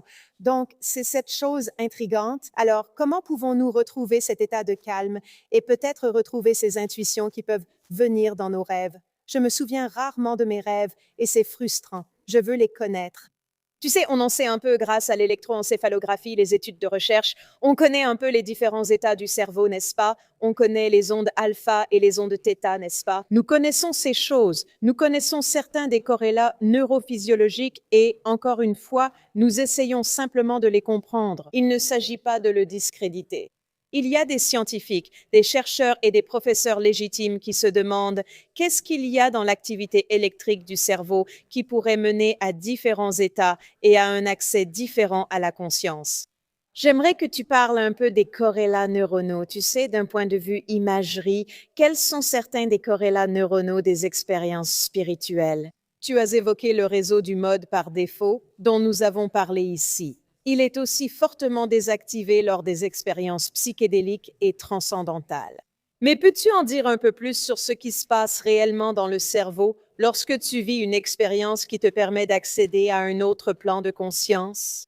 Donc, prenons le cas extrême de l'expérience de mort imminente où il ne se passe rien dans le cerveau. Et encore une fois, je dirais que les sceptiques diront, oh, mais ils ont fait quelques expériences avec des rats, ils provoquent un arrêt cardiaque et il y a un peu d'activité cérébrale pendant quelques minutes après, et cela prouve que les EMI doivent forcément avoir une activité cérébrale. Eh bien, encore une fois, la plupart des gens comme Bruce Grayson disent, excusez-moi, les rats sont très différents des humains, et même s'il y a un peu d'activité cérébrale, cela ne veut pas dire qu'il s'agissait d'une expérience de mort imminente. Donc, dans ce cas, il y a une certaine dose de gesticulation de la part des sceptiques. Mais donc, la question est, si on pousse à l'extrême, cela revient à dire que vous n'avez pas besoin d'un cerveau pour vivre l'expérience, qu'il soit actif pour vivre l'expérience, vous avez besoin du cerveau pour revenir et l'exprimer aux autres.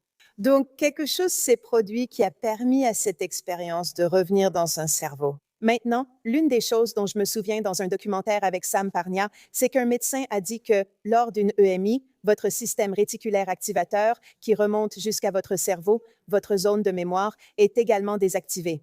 Donc, vous ne devriez pas être capable de recevoir des informations sensorielles qui remontent jusqu'au cerveau pour aller dans votre hippocampe et votre système de mémoire. Donc, ce que je dis ici en tant que neuroscientifique, c'est que c'est une question à laquelle je ne peux pas répondre. Cela signifie que si je crois que le cerveau est la source de toutes mes activités et nous savons qu'il y a une grande corrélation entre ce que fait mon cerveau et ce dont je vous parle en ce moment, si j'étais dans une machine IRM, mais cela ne semble pas être nécessaire et la neuroscientifique en moi ressent une tension dans mon estomac quand je dis cela. Peut-être puis-je faire un pas de côté et parler un instant de la lucidité terminale, sujet sur lequel j'ai beaucoup travaillé. Pour ceux qui ne connaissent pas, c'est quand, atteint de la maladie d'Alzheimer, on a de grands trous dans le cerveau. Il a été démontré dans le scanner que c'est bien le cas. Dans les dernières minutes ou heures de la vie, vous revenez d'un état totalement désorienté, confus, sans reconnaître vos proches, votre famille, et vous retrouvez la lucidité. Vos yeux redeviennent brillants. Vous dites, « Oh mon Dieu, c'est merveilleux ce que vous avez fait pour moi », et vous en parlez à vos petits-enfants. Quelques minutes plus tard, vous fermez les yeux et mourrez sous 24 heures. Et je me dis, en tant que neuroscientifique, excusez-moi, je peux comprendre que les gens aient constaté cela encore et encore, mais nous avons des preuves documentées que leur cerveau ne fonctionne vraiment plus. Et c'est la même chose pour les personnes victimes d'un AVC. Donc là, je ne sais pas quoi faire, et quand les neuroscientifiques autour de moi disent « excusez-moi », ça doit être une illusion pour chaque médecin qui a vu ça, parce que ça ne peut pas arriver. Selon ma compréhension du cerveau, je dois rester sans voix, je ne sais pas quoi dire.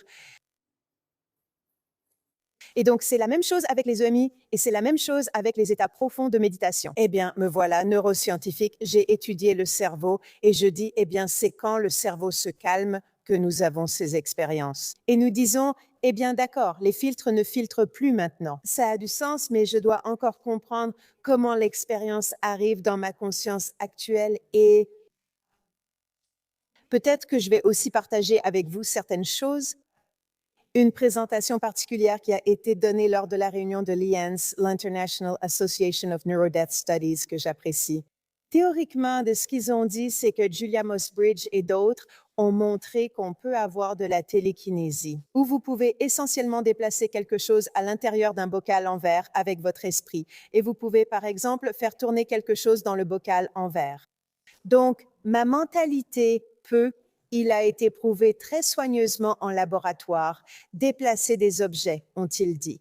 Alors, ne pourrait-on pas dire que notre conscience, parce que nous dirions alors que nous sommes tous interconnectés avec les autres, ce que ma conscience pourrait faire, c'est en fait changer l'activité en gros, les canaux dans les récepteurs de différents neurones de mon cerveau. Pour les ouvrir, il suffit de déplacer un peu ma membrane, l'un des canaux, et de faire en sorte que cela se produise. Et donc, la conscience pourrait avoir un moyen, en fait, par la télékinésie, puisque nous savons que c'est possible, de faire se produire des choses dans le cerveau sans que les neurones soient normalement actifs.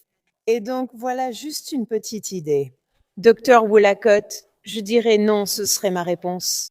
Non, c'est juste, ce sont 2 lettres. Non, je veux dire, je suis avec vous. Je suis dans le train de la docteur Woolacott. Je suis une passagère, tout va bien? J'ai passé la tête par la fenêtre, genre, j'y suis à fond au point d'essayer de déplacer des molécules avec mon cerveau. Tu ne crois pas aux recherches de Julia Mossbridge? On peut en parler un peu plus de ces recherches? Oui, il y a beaucoup de recherches sur la télékinésie. Déplacer des objets? Déplacer des objets. D'accord, je vais même t'en donner un encore plus fascinant et tu peux le lire parce que ça a été documenté. Stefan Osowiecki, il vivait en Pologne pendant la Seconde Guerre mondiale et il était capable de faire ces choses, beaucoup de choses de type télékinétique. Mais l'une des choses qu'il a faites quand il était adolescent en Russie, c'était avant la Révolution russe, il faisait partie de la royauté en Russie. Et lors d'un jeu de salon, un soir, il était attaché dans une camisole de force sur le sol pendant que des gens l'entouraient et le regardaient, et il a déplacé des piliers, des colonnes, petit à petit, kebam, kaboum, kebam, à travers la pièce. Encore une fois, Stefan Schwartz a écrit un livre où il décrit cela, et il existe aussi un livre sur Stefan Osowiecki. Donc, ce n'était qu'un exemple de ce qu'il a commencé à faire lorsqu'il était adolescent. Il est venu au monde avec ce don, puis il s'est bien sûr entraîné pendant un certain temps avec un maître particulier venu d'Inde, dans l'est de la Russie. Ce n'est qu'une partie de l'histoire, mais ce qui est incroyable, c'est qu'il existe un exemple de quelqu'un qui l'a fait, Julia Mossbridge, et j'imagine que je serais heureuse de le faire maintenant. Vous m'intriguez avec toutes les expériences qui ont été menées dans ce type de recherche où les gens peuvent déplacer des objets. Je dis seulement que c'est un fait assez bien établi. Et vous savez, le livre de Julia avec Imants Baruch parle de cela, et c'est un livre de l'Association américaine de psychologie sur la conscience. Donc, en disant cela, votre cerveau de neuroscientifique peut dire non, non. Et je peux le dire aussi parce que je n'ai pas l'impression que je ne fais pas ça. Je n'ai pas cette capacité. Mais puisque je sais que c'est possible, c'est là que cette petite fissure de curiosité entre en jeu. Eh bien, si cela est possible, qu'est-ce que cela pourrait signifier et pourrait-il y avoir une expérience où l'on pourrait réellement tester cela? Je ne sais pas. Je me demande jusqu'où on peut aller avec notre système de croyance, n'est-ce pas? Jusqu'où pouvons-nous aller avec notre conviction que les gens peuvent faire et vivre des choses exceptionnelles? Et je pense, tu sais, au travail que Julia Mossbridge fait, même à notre compréhension du fait que ceux qui ne parlent pas peuvent communiquer, n'est-ce pas? Et je dois toujours préciser que je mets de côté la communication facilitée.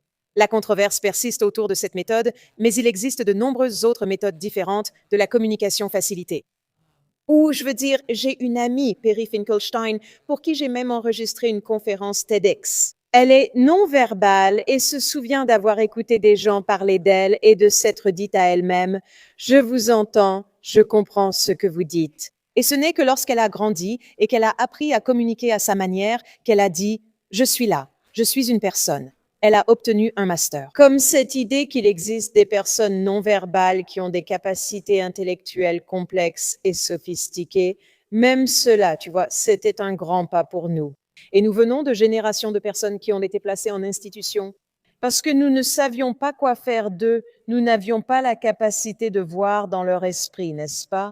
Donc, je pense que ce que vous soulevez, c'est que c'est le niveau supérieur. Ce que fait la Dr Mossbridge, c'est le niveau supérieur. Y a-t-il quelque chose que nous puissions dire? On ne comprend pas pourquoi, mais et si c'était vrai, non? Et beaucoup de gens diraient, quel genre de Dieu donnerait une capacité comme ça à ce type? Franchement, je ne sais pas.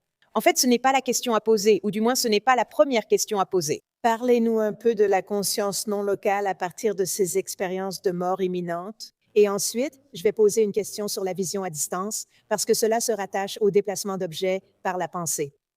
Avec Bettina Payton, elle était allongée sur la table et elle faisait une hémorragie parce que plusieurs vaisseaux sanguins fuyaient du sang partout. Et elle quitte son corps, et elle va dans un autre royaume, et dans cet autre royaume, je devrais le mentionner. Elle regarde en arrière et voit cette petite flamme et elle dit, oh, c'était ma vie. Et elle réalise qu'elle va s'éteindre. C'est ce qu'elle suppose qui va arriver. Mais ensuite, dans ce royaume d'union totale, d'extase, de lumière, de contentement, elle entend la voix, en fait, un tonnerre, dit-elle, plus qu'une voix. Tu dois vivre. Quelque chose est décidé à un certain niveau de la réalité. Elle redescend dans la salle d'opération et maintenant elle voit tout ce qui se passe. Et c'est intéressant, en parlant de télékinésie, ce n'est pas exactement de la télékinésie, mais c'est similaire. Elle commence à dire au médecin de l'hôpital quoi faire pour que son corps reparte.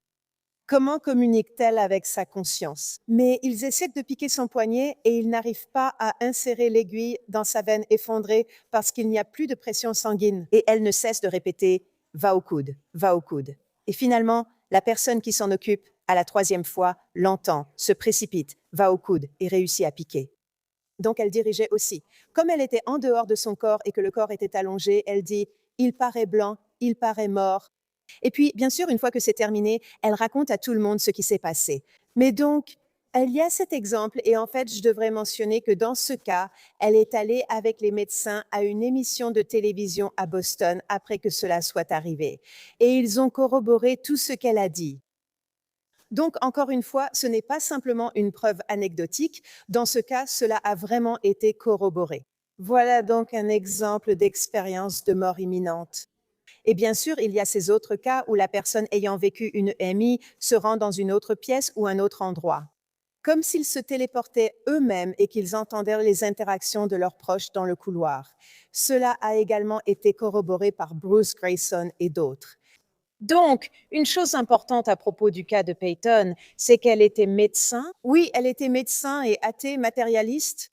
Et je le mentionne parce qu'il semble y avoir un vrai rejet de beaucoup de ces cas. Comme vous savez, ce n'est pas une personne vérifiable, c'est une personne peu fiable, c'est une personne atteinte de troubles mentaux, elle a des délires, elle a des hallucinations. Cela ne veut pas dire, je veux dire, j'ai rencontré de nombreux médecins que je pense être dans le délire. Mais l'idée que c'était une femme dont la carrière reposait sur la véracité, sur la vérité, vous savez, c'est une médecin. Qu'elle vive cela est stupéfiant parce qu'elle met aussi sa carrière, sa subsistance en danger. Et je déteste dire que nous avons besoin de plus de personnes qui sont médecins, qui mettent leur vie en danger pour partager ces choses. Mais l'une des choses que tant de recherches sur les EMI ont découvert, c'est que les gens vivent ces expériences probablement depuis toujours dans l'histoire de l'humanité, n'est-ce pas? Quand cela arrivait, les gens ne savaient pas quoi faire de ces informations, même si on en parlait. Et Jonathan et moi avons vécu cela avec la spécialiste de la mort à qui nous avons parlé, Martha Jo Atkins. Quand vous dites à quelqu'un « Oh, j'ai toujours su que les morts viennent à vous quand vous êtes en train de mourir. » Parce que ma grand-mère disait « Tout le monde a une histoire comme ça, non? Ça arrive tout le temps. » Personne ne sait comment rester digne de confiance après avoir révélé ce type d'information, ce que vous avez aussi vécu comme neuroscientifique. Absolument, oui. Je veux dire, pour revenir au premier point, ça m'a vraiment aidé. Et aussi, après que cela soit arrivé, elle a dit qu'elle savait qu'elle n'était pas ce corps, qu'elle était la conscience. Elle a dit qu'en arrivant en salle de réveil, elle a su tout de suite. Mais ensuite, elle est revenue, bien sûr, après s'être rétablie et avoir aussi réalisé qu'elle devait retrouver cet état et qu'elle ne savait pas comment faire, mais que peut-être la méditation pourrait l'aider. Et chose intéressante encore, elle a alors dit « Wow, comment puis-je trouver un professeur de méditation qui puisse faire cela ?» Elle a imaginé un prêtre bouddhiste aux cheveux blancs quelque part et elle a essayé avec cette personne en particulier à Boston. Ça n'a pas marché. Elle a alors dit « J'avais l'impression de devenir folle, mais je devais aller à cette retraite de méditation dans les montagnes Catskill parce que quelque chose en moi me disait que c'était la façon de le trouver. » Pour résumer, son histoire, peut-être déjà dans l'article écrit ensemble, aboutit à cette retraite. Elle voit ce professeur de méditation dans le couloir alors qu'elle commence à méditer et toute l'expérience lui revient. Elle est submergée par ce sentiment d'union totale. Et elle pleure parce qu'elle est enfin de retour dans cet état et bien sûr, elle rentre chez elle et elle continue, comme moi, à méditer le reste de sa vie et elle est totalement transformée. Et un autre point intéressant, son mari, qui a également été médecin, jusqu'à ce jour, ne croit pas à ce qui s'est passé parce qu'il est resté matérialiste et il ne peut pas changer. C'est un mariage mixte de la pire espèce. Et tu sais, ce qui est intéressant, c'est qu'elle dit qu'il s'aime profondément et il a construit une salle de méditation dans la maison pour elle. Il la soutient de toutes les façons. Mais ils sont tombés d'accord? C'est comme Jonathan et moi. Je lui prête sa salle de Reiki pour ses expériences, puis on se retrouve pour parler mathématiques.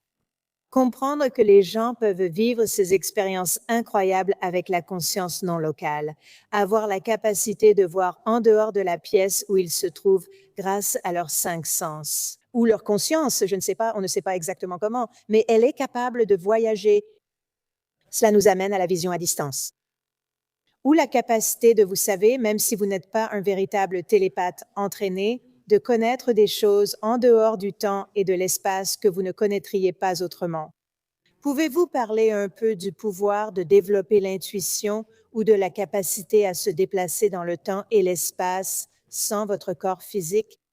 Stephen Schwartz, Dean Radin et d'autres ont beaucoup étudié ce sujet, qui est parfois un don naturel chez certaines personnes. Ce sont certaines des personnes utilisées pour la vision à distance lors de l'étude de ce phénomène. Avec l'Institut de recherche de Stanford, la CIA des financements et d'autres personnes impliquées dans ce genre de choses, maintenant, nous apprenons, nous sommes formés et ils le font très bien. Et je vais simplement vous donner un exemple intéressant pour moi. J'étais en Nouvelle-Zélande lors d'un atelier avec Dean Radin où nous étions toutes deux intervenantes.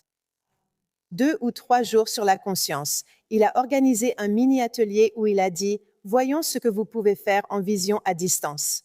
Donc, je suis assise là et il dit qu'il va nous faire essayer d'imaginer par nous-mêmes quelle sera la prochaine diapositive qu'il va afficher à l'écran. Ce genre de choses me rend folle, mais j'ai hâte d'entendre ce que tu vas dire. Donc, je ne suis qu'une parmi 25 personnes dans le public et je dis, bien sûr, tu sais.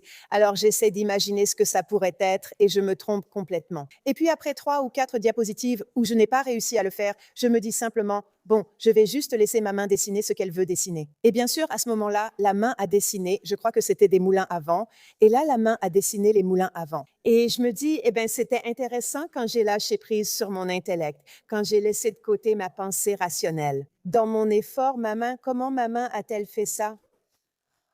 Mais elle avait les antennes déployées pour aller dans le futur, ou peu importe comment on veut le dire, à l'intérieur de ce projecteur et le faire. Et cela s'est produit 2 ou 3 fois, donc cela m'a montré que c'est possible. Mais mon intellect est tellement aux commandes qu'il ne me laisse pas sortir de ma réalité normale d'espace-temps. Je bloque sur le fait que ta main savait qu'il fallait aller à l'intérieur du projecteur. C'est difficile. Eh bien, je veux dire, je pense que ma main savait comment aller au-delà du temps et de l'espace. Ou alors c'était une question de temps, parce que ça allait arriver. Et c'était aussi à l'intérieur, c'était caché. D'accord. Si on parle d'une capacité de vision à distance, tu n'as pas besoin d'aller dans le projecteur. C'est dans l'univers. Oui, et donc bien sûr, et l'univers parlait à cette partie de mon système, qui pouvait ensuite diriger l'information vers la main. Mais clairement, la partie consciente de moi n'était pas nécessaire. Je n'avais pas besoin d'en être consciente. C'est ça. Donc, si tu es capable de faire ça, est-ce que le temps est vraiment ce que nous pensons qu'il est? Non, absolument pas. Et tu sais, je dis que je ne sais pas ce que ça veut dire. Je veux dire, je suis d'accord avec la plupart, encore une fois, des Federico Fagin, des Bernardo Castros, des Donald Hoffman. En fait, c'est comme la barrière, justement, que nous devons franchir pour entrer dans un corps, qu'il y a en quelque sorte un kaboom. D'ailleurs, Bettina Payton a dit qu'après avoir quitté son corps, elle était restée dans cette obscurité pendant un moment. Et puis soudain, il y a eu un grand kaboom et elle est ensuite allée dans cet autre espace.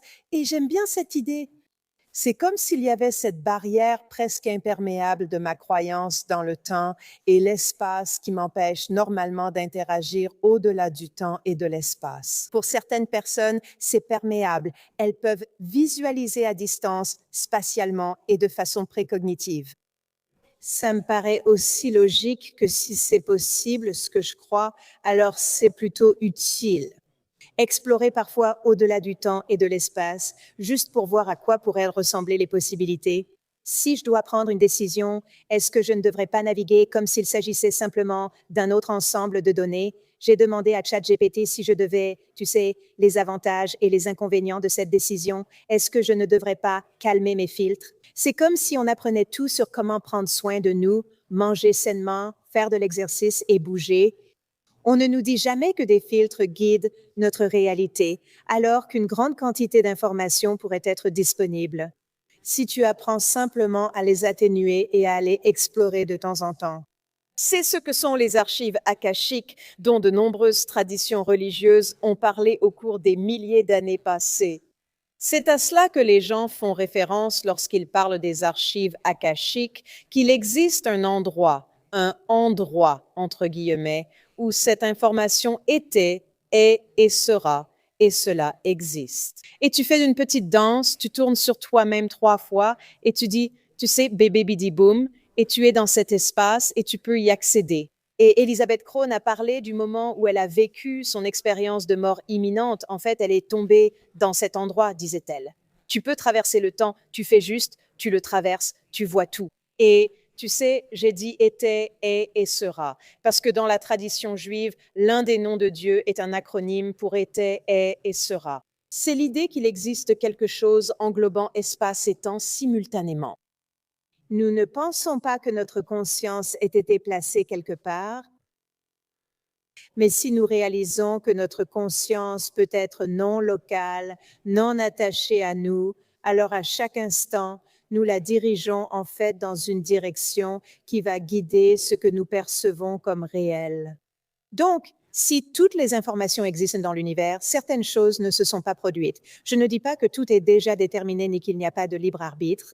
Mais s'il existe une série de décisions possibles avec cause et effet, et que nous sommes alors capables de diriger notre attention et de la placer de manière à obtenir plus d'informations, tout à coup, cela peut ouvrir la possibilité aux gens de ce qu'ils peuvent apprendre, de l'intuition qu'ils peuvent avoir aussi. Si nous suivons cette même logique, nous pouvons nous demander où notre attention est-elle placée à chaque instant. Si on le relie à la question est-ce que je me concentre uniquement sur des meurtres, des documentaires et des affaires criminelles? Qu'est-ce que je mets dans mon esprit? Cela peut être fascinant et cela peut être génial, mais cela peut aussi être limitant. Ça semble hostile, mec, ça semble hostile. Mais quoi d'autre, non? Quoi d'autre? Où est-ce qu'on le place? Et Maïm et moi, on a en fait cet exercice de regarder l'autre côté de chaque interaction. Et ça, c'est juste une petite supposition. C'est comme dire, attends une seconde. L'éponge peut servir à autre chose, mais j'essaie en quelque sorte de construire une échelle d'une compréhension de la conscience à un niveau élevé jusqu'à nos interactions très banales, comme supposer le pire chez quelqu'un ou s'énerver contre les gens. Comment pouvons-nous nous entraîner à être plus flexibles quant à l'endroit où se porte notre attention et nos suppositions? Je demanderai à vos auditeurs si tout ce dont nous avons parlé les intrigue, de vraiment se demander qu'attendent-ils de leur vie et quelle est, selon eux, la véritable façon dont ils pourraient s'épanouir. Parce que je pense que c'est justement parce que nous ne regardons pas à cet endroit-là que nous nous laissons distraire par les choses qui sont devant nous et les personnes qui nous entourent. Et nous ne prenons pas ce recul pour nous dire « Oh, si je veux cela, alors peut-être que je dois prendre du recul et me demander si je dois consacrer plus de temps à apaiser mon esprit. » Par exemple, un ami, quand il avait 10 ou 11 ans à l'école primaire, ils l'ont à peine fait passer de classe pendant un moment. Mais ensuite, ce qui s'est passé, c'est que sa famille lui a offert une montre Time-X pour Noël. Il posait la montre sur le bureau et chronométrait combien de temps il retenait sa respiration, trouvant cela plus fascinant que le cours. Il a constaté qu'il y arrivait mieux en arrêtant de penser, ce qui nous conduit à notre sujet actuel. Donc maintenant, il est capable de retenir sa respiration pendant peut-être 1 minute ou plus sans penser. Et soudain, alors qu'il fait cela, il se rend compte « Je peux entendre les pensées de ce garçon qui est 2 rangées devant moi, et waouh, ce n'est pas ma pensée, c'est intéressant. » Et puis il a commencé à réaliser qu'il pouvait entendre la pensée de quelqu'un d'autre, et il pouvait entendre beaucoup de pensées autour de lui. Il a dit qu'elles étaient ennuyeuses, puis s'est demandé s'il pouvait influencer la pensée de ce garçon. Alors il essaie vraiment et il dit tu vas avoir envie de te gratter l'oreille. Gratte-toi l'oreille. Et le gars ne fait rien. Il l'a fait pendant 2 ou 3 minutes. Et soudain, le gars a levé la main et s'est gratté l'oreille. Et à ce moment-là, mon ami a entendu une voix qui disait, ne fais pas ça, ce n'est pas bien. Et il a dit, non, non, non, c'est amusant, c'est génial. Et la voix a dit, non, ne fais pas ça. Et il a dit qu'à l'âge de 10 ou 11 ans, il comprenait déjà qu'il n'est pas bon d'essayer de contrôler les autres. Et si j'en parle, c'est parce que lorsque les gens évoquent la vision à distance et toutes ces autres choses, la précognition, ils posent souvent cette question, est-ce que les gens pourraient l'utiliser à des fins malveillantes? Et j'espère qu'une fois qu'on a le sentiment d'une réalité élargie et d'interconnexion, on n'aurait pas envie de l'utiliser à des fins malveillantes, qu'on ne le ferait que pour de bonnes raisons parce qu'on comprend son interconnexion avec tout le monde dans le monde. Je crois que je voudrais les numéros de la loterie. Et nous avons parlé de cela et nous avons parlé de Julia Mosbridge parce qu'elle en parle dans le domaine des finances, que beaucoup de gens utilisent ce genre de compétences de différentes manières pour faire des prédictions et prendre des décisions sur les courses de chevaux, sur les jeux, sur les décisions financières. Et l'idée, c'est que si vous demandez à un matérialiste strict si cela existait vraiment, tout le monde le ferait et tout le monde gagnerait à la loterie. Mais l'idée n'est pas que tout le monde puisse apprendre à faire cela. Et je veux dire, vous savez, je pense aussi que c'est un peu comme ce que vous considérez comme néfaste pourrait, pour moi, sembler être la chose la plus intelligente à faire, n'est-ce pas? Si ma famille souffre et manque d'argent, cela ne me paraît pas mauvais. Voilà, c'est l'une des questions que l'on se pose à ce sujet. Y a-t-il une force dans l'univers qui décide aussi, vous savez, du bien et du mal, à des niveaux que nous réservons habituellement aux discussions religieuses et non spirituelles? Dans le même ordre d'idées que, vous savez, la précognition, qu'est-ce que la synchronicité? Vous savez, quand les gens commencent à voir un nombre très souvent, est-ce que c'est de l'attention sélective? Ou bien existe-t-il un autre langage dans lequel nous pouvons fonctionner? Et comment voyez-vous la synchronicité? Que se produit-il dans l'univers lors d'événements synchrones? Oui, et donc encore une fois, pour les personnes qui ne connaissent peut-être pas complètement ce mot, encore une fois, c'est simplement cela. Lorsqu'il y a deux événements qui se produisent de manière synchronistique en même temps, mais sans raison causale pour qu'ils aient lieu, c'est ce qu'on appelle quelque chose de synchronistique. Ils appellent cela un événement sans cause.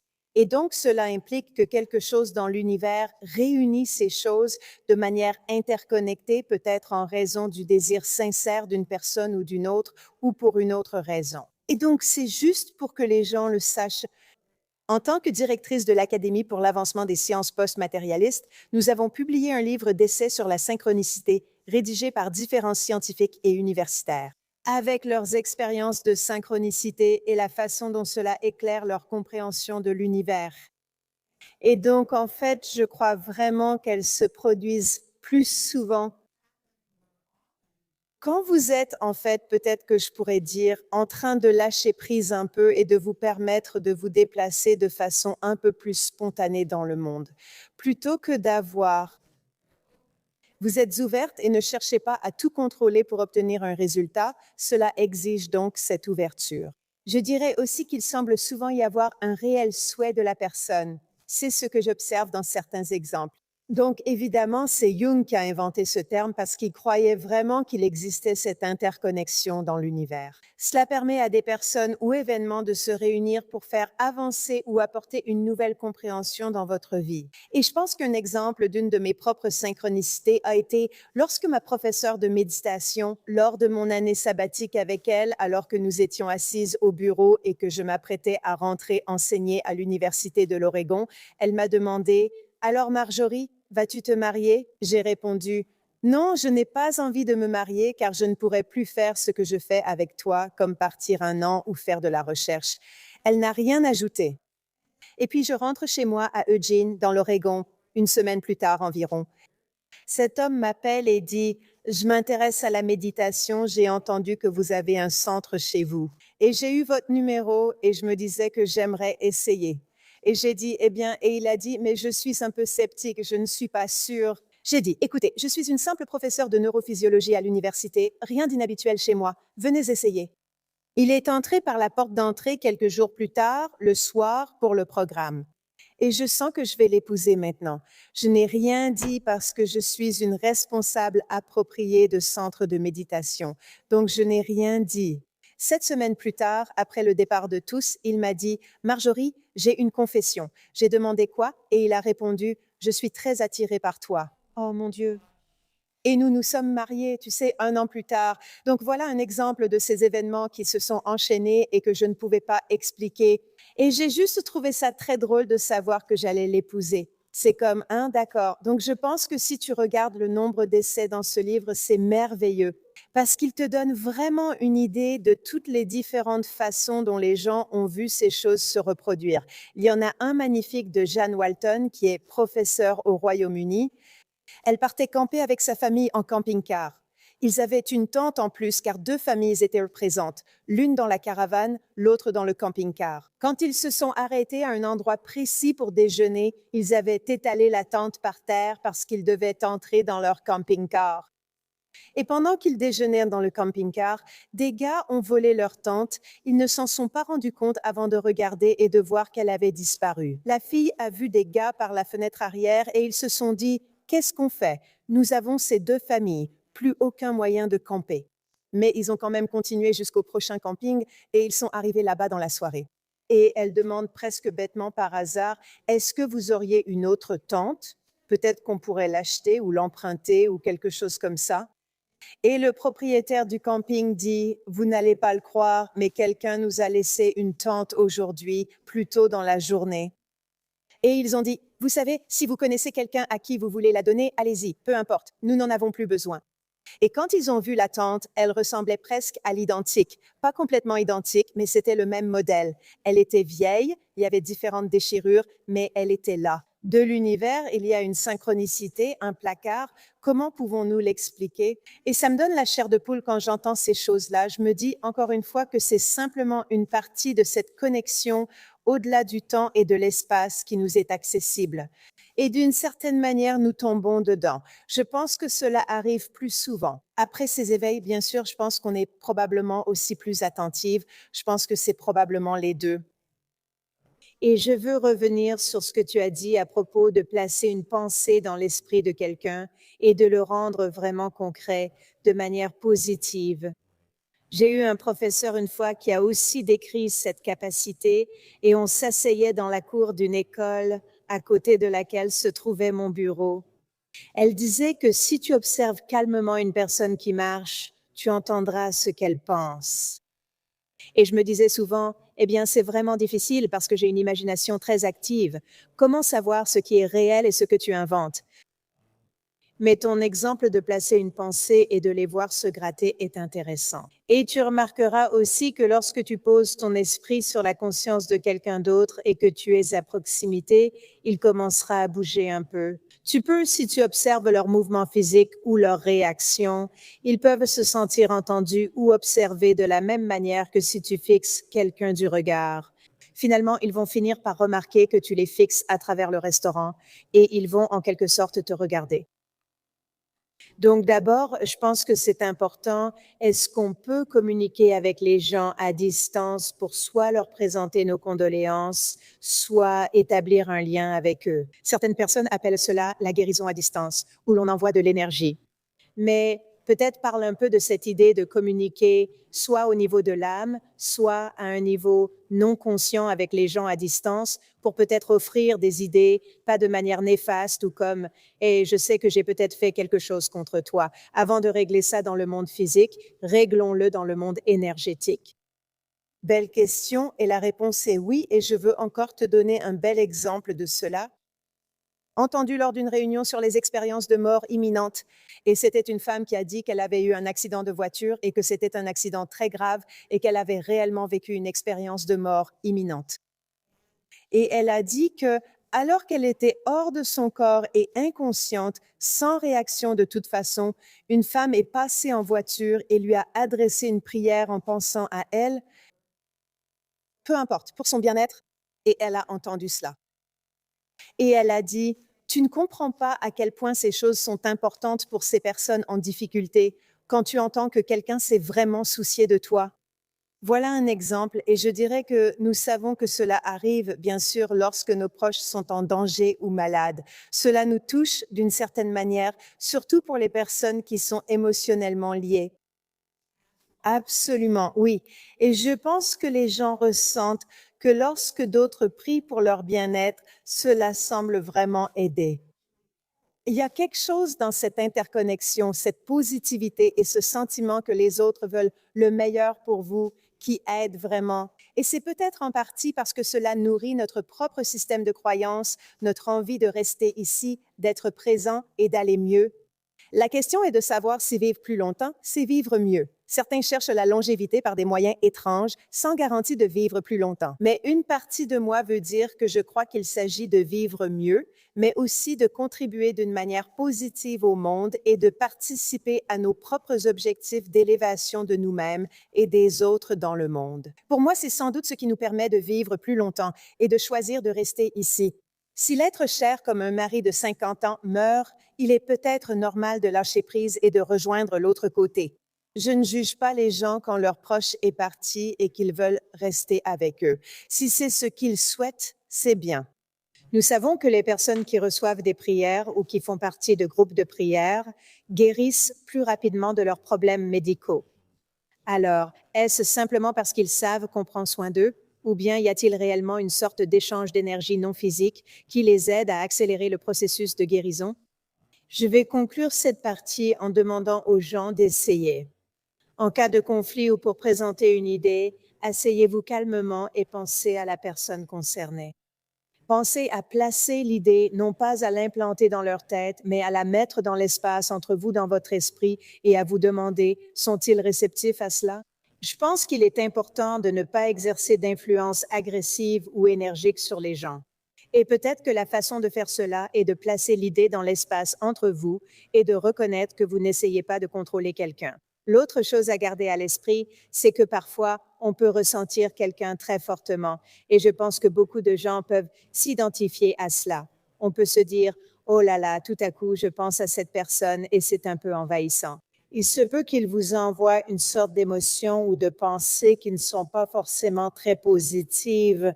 Donc, j'étais curieux d'avoir ton avis quand tu as parlé de médiumnité et de l'idée d'énergie négative. Est-ce que tu penses qu'on peut être influencé? Et une partie d'une pratique spirituelle saine consiste à s'asseoir et à être conscient de ce qui peut se trouver dans notre espace, puis à créer une sorte de frontière autour de cela. Absolument. Et bien sûr, on le sait.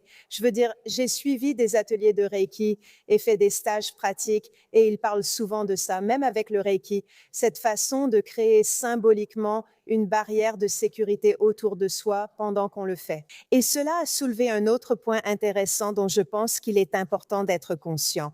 Lorsque nous aidons à guérir d'autres personnes, il y a cette possibilité que nous puissions absorber une énergie qui pourrait ne pas être bonne pour nous. Et en fait, les personnes qui pratiquent le Reiki font souvent une sorte de processus de purification après, afin de garder leur corps élevé et pur. Donc, ce n'est pas que vous ne devriez pas faire de guérison énergétique, mais il faut simplement être consciente que ces énergies dans l'univers ne restent pas forcément uniquement avec une personne si vous interagissez. Parfois, lorsqu'on est dans une pièce avec une personne très négative, on ressent une énergie désagréable et on veut juste partir. Je comprends et pense que c'est surtout une question de conscience. Souvent, on dit que les personnes qui sont en fait des guides spirituels peuvent absorber, prendre sur elles l'énergie des personnes qu'elles essaient d'aider et d'éveiller. Encore une fois, ce n'est pas que tu ne le fais pas, mais tu cherches juste à te purifier, quoi que cela signifie. Où peut-on en apprendre davantage sur ton travail? Tu as écrit de nombreux livres et articles. Je me concentre sur Conscience infinie, l'éveil d'un esprit scientifique, mais où peut-on en savoir plus sur toi? Donc, s'ils vont sur Amazon, ils peuvent certainement trouver plus de ces livres que nous avons publiés grâce à la commission Galiléo et aux AAP également. Donc, c'est un endroit. Et bien sûr, j'ai un site web qui est marjoriebulicotte.com et j'essaie d'y mettre mes différents podcasts. Si les gens veulent en savoir un peu plus sur ce que j'ai fait et un peu plus sur mon parcours, parce qu'en fait, il est probablement évident que je porte encore 2 casquettes. Je suis neuroscientifique spécialisée en rééducation, travaillant sur l'AVC, Parkinson et la paralysie cérébrale chez l'enfant. Mon manuel en est à sa 6e édition. Mais mon principal objectif en ce moment, c'est ce dont nous parlons aujourd'hui. C'est vraiment comprendre la conscience et j'espère que si je la comprends mieux en tant que neuroscientifique, peut-être que je pourrais aider d'autres personnes à travers ce partage, voir que nous pouvons avoir à la fois la partie objective de notre monde et de notre réalité, ainsi que cette partie expérientielle. Travailler ensemble pour vraiment nous aider à ressentir cette interconnexion entre nous. Merci beaucoup, Dr. Wilcott. C'est un plaisir de vous parler. Merci. C'était merveilleux d'être avec vous aujourd'hui. Il y a deux choses qui me sont venues à l'esprit et que je voulais partager. La première, et ce n'est pas pour me lancer des fleurs. Chaque fois que je vois un accident, J'envoie une pensée positive. je le fais et je le dis à voix haute pour que mes enfants entendent. Bien sûr, ils me prennent pour une hippie et pensent que je suis folle. Quand on me demande pourquoi je fais ou ai fait ça, ce n'est pas pour toutes ces raisons bizarres, mais je suppose que si, et je pense que c'est ce qui m'a frappé en parlant avec le docteur Woolacott. Cette perspective avec laquelle elle voit le monde signifie que tout est possible, absolument tout est possible. Et donc, cette idée de prendre un moment quand on passe devant un accident, c'est ce que je dis. J'espère que tout le monde va bien, c'est tout ce que je dis. Est-ce que je crois que ça a du pouvoir, que ça déplace les molécules et tout ça? Non. Mais selon le docteur Woolacott, peut-être que oui, non, tout est possible et n'importe quoi peut arriver. Donc ça te permet d'être ouverte, ça te permet de pardonner, ça te permet de chercher une solution, ça te permet même de faire quelque chose d'aussi fou que de croire en la paix quand seule la guerre semble possible. Oui, ça commence à changer ce que nous croyons possible. Et ce que j'aime, c'est l'exemple de l'éponge parce que c'est tellement concret. Toi et moi, littéralement, nous enregistrons ceci, ça sera diffusé dans quelques semaines, mais nous avons enregistré hier une conversation sur la façon dont nous construisons tous des limites pour nous-mêmes, dans lesquelles nous vivons, puis nous nous demandons pourquoi nous sommes à l'étroit et ce que cela signifie de commencer à élargir ces limites. J'aime encore son explication selon laquelle nous le faisons dans un équilibre où nous ne sommes pas simplement complètement ouverts. Et maintenant, je suis connectée à tout ce qui existe toujours et que tout ira bien. Ceux qui vont trop loin dans cette direction ont vraiment du mal. Dans la vie quotidienne, ils peinent souvent avec les finances et ont du mal à naviguer dans le monde physique. Et il y a quelque chose dans le fait d'équilibrer notre exploration spirituelle avec un ancrage très pratique dans la nécessité de naviguer et de faire des choix. Alors, comment pouvons-nous utiliser une partie de l'amour, de la compassion, de la perspicacité et même des capacités intuitives que nous pouvons obtenir de cette expansion spirituelle pour nous aider à naviguer dans le monde réel, sans simplement négliger nos responsabilités et cesser de prendre des décisions et de faire le travail difficile qui est nécessaire? Vous pouvez parler de personnes qui ont des capacités spéciales et, oh, elles peuvent avoir, vous savez, des capacités différentes de cette façon. Mais cela devient une capacité spéciale, un phénomène PSI ou une perception extrasensorielle. Mais est-il aussi possible qu'il y ait des personnes qui ont accès à des choses qui, par nature, les empêchent de gérer d'autres aspects de leur vie? C'est très intéressant pour moi parce que l'idée serait que ce sont des personnes qui sont souvent institutionnalisées, souvent rejetées et qu'on traite souvent de folles. Pensez au nombre de personnes, comme on l'a évoqué avec le Bureau des prémonitions. Pensez au nombre de personnes dans des établissements psychiatriques qui disent beaucoup de choses qui n'arrivent pas, mais aussi beaucoup de choses qui arrivent réellement, à un niveau de spécificité qui est incroyable. Donc, je pense que c'est aussi là que réside le problème. Il y a des gens, et vous entendrez cela de la part de guérisseurs qui disent « Je ne suis pas censé fonctionner dans ce monde. Je n'ai pas été conçu pour être ici et gérer les choses que je gère. » Je partage ton avis sur ceux qui pensent ne pas être faits pour cette époque, mais je vois aussi cela comme un prétexte, parce que la vie est difficile et qu'elle demande beaucoup de paperasse, il y a une surcharge numérique, et tu sais, parfois, juste être ici, c'est compliqué. Si tu dis que tu n'es pas fait pour cette époque, alors tu es aussi en train de te battre contre l'univers, non? Tu es venu ici pour vivre une expérience. Et si tu crois en quelque chose de divin, synchronisé, tu sais, plein de sagesse et d'intelligence, une cosmologie dont tu fais partie, alors tu dois croire que tu es venu ici pour une raison précise et que tu as un rôle à jouer. Donc, dire qu'il y a eu une erreur, c'est en gros dire que l'univers s'est trompé et m'a envoyé ici, alors qu'en réalité, attendre une seconde, c'est en fait difficile d'être dans ce corps physique. Il y a quelque chose de très pratique que je dirais que nous pouvons faire pour utiliser notre spiritualité afin de nous aider à naviguer dans le monde. Et tu as décrit la science de... Nous approfondirons ces sujets sur la page Substack, peut-être Alex Breakdown. Rejoignez-nous là-bas. C'est une communauté incroyable en pleine croissance où nous explorons des moyens d'agir et proposons du contenu inédit introuvable ailleurs. Mais l'une des questions est, si vous êtes dans une situation difficile, comment pouvez-vous garder la possibilité de quelque chose de plus et voir la situation sous d'autres angles? Tu expliques que d'un point de vue neuroscientifique, en réalité, nous ne régressons pas. Nous essayons d'éviter de retomber dans ces sillons neuronaux qui peuvent mener à une pensée catastrophique ou très binaire. Et nous pouvons nous ouvrir à plus de possibilités et à différentes façons de résoudre les problèmes.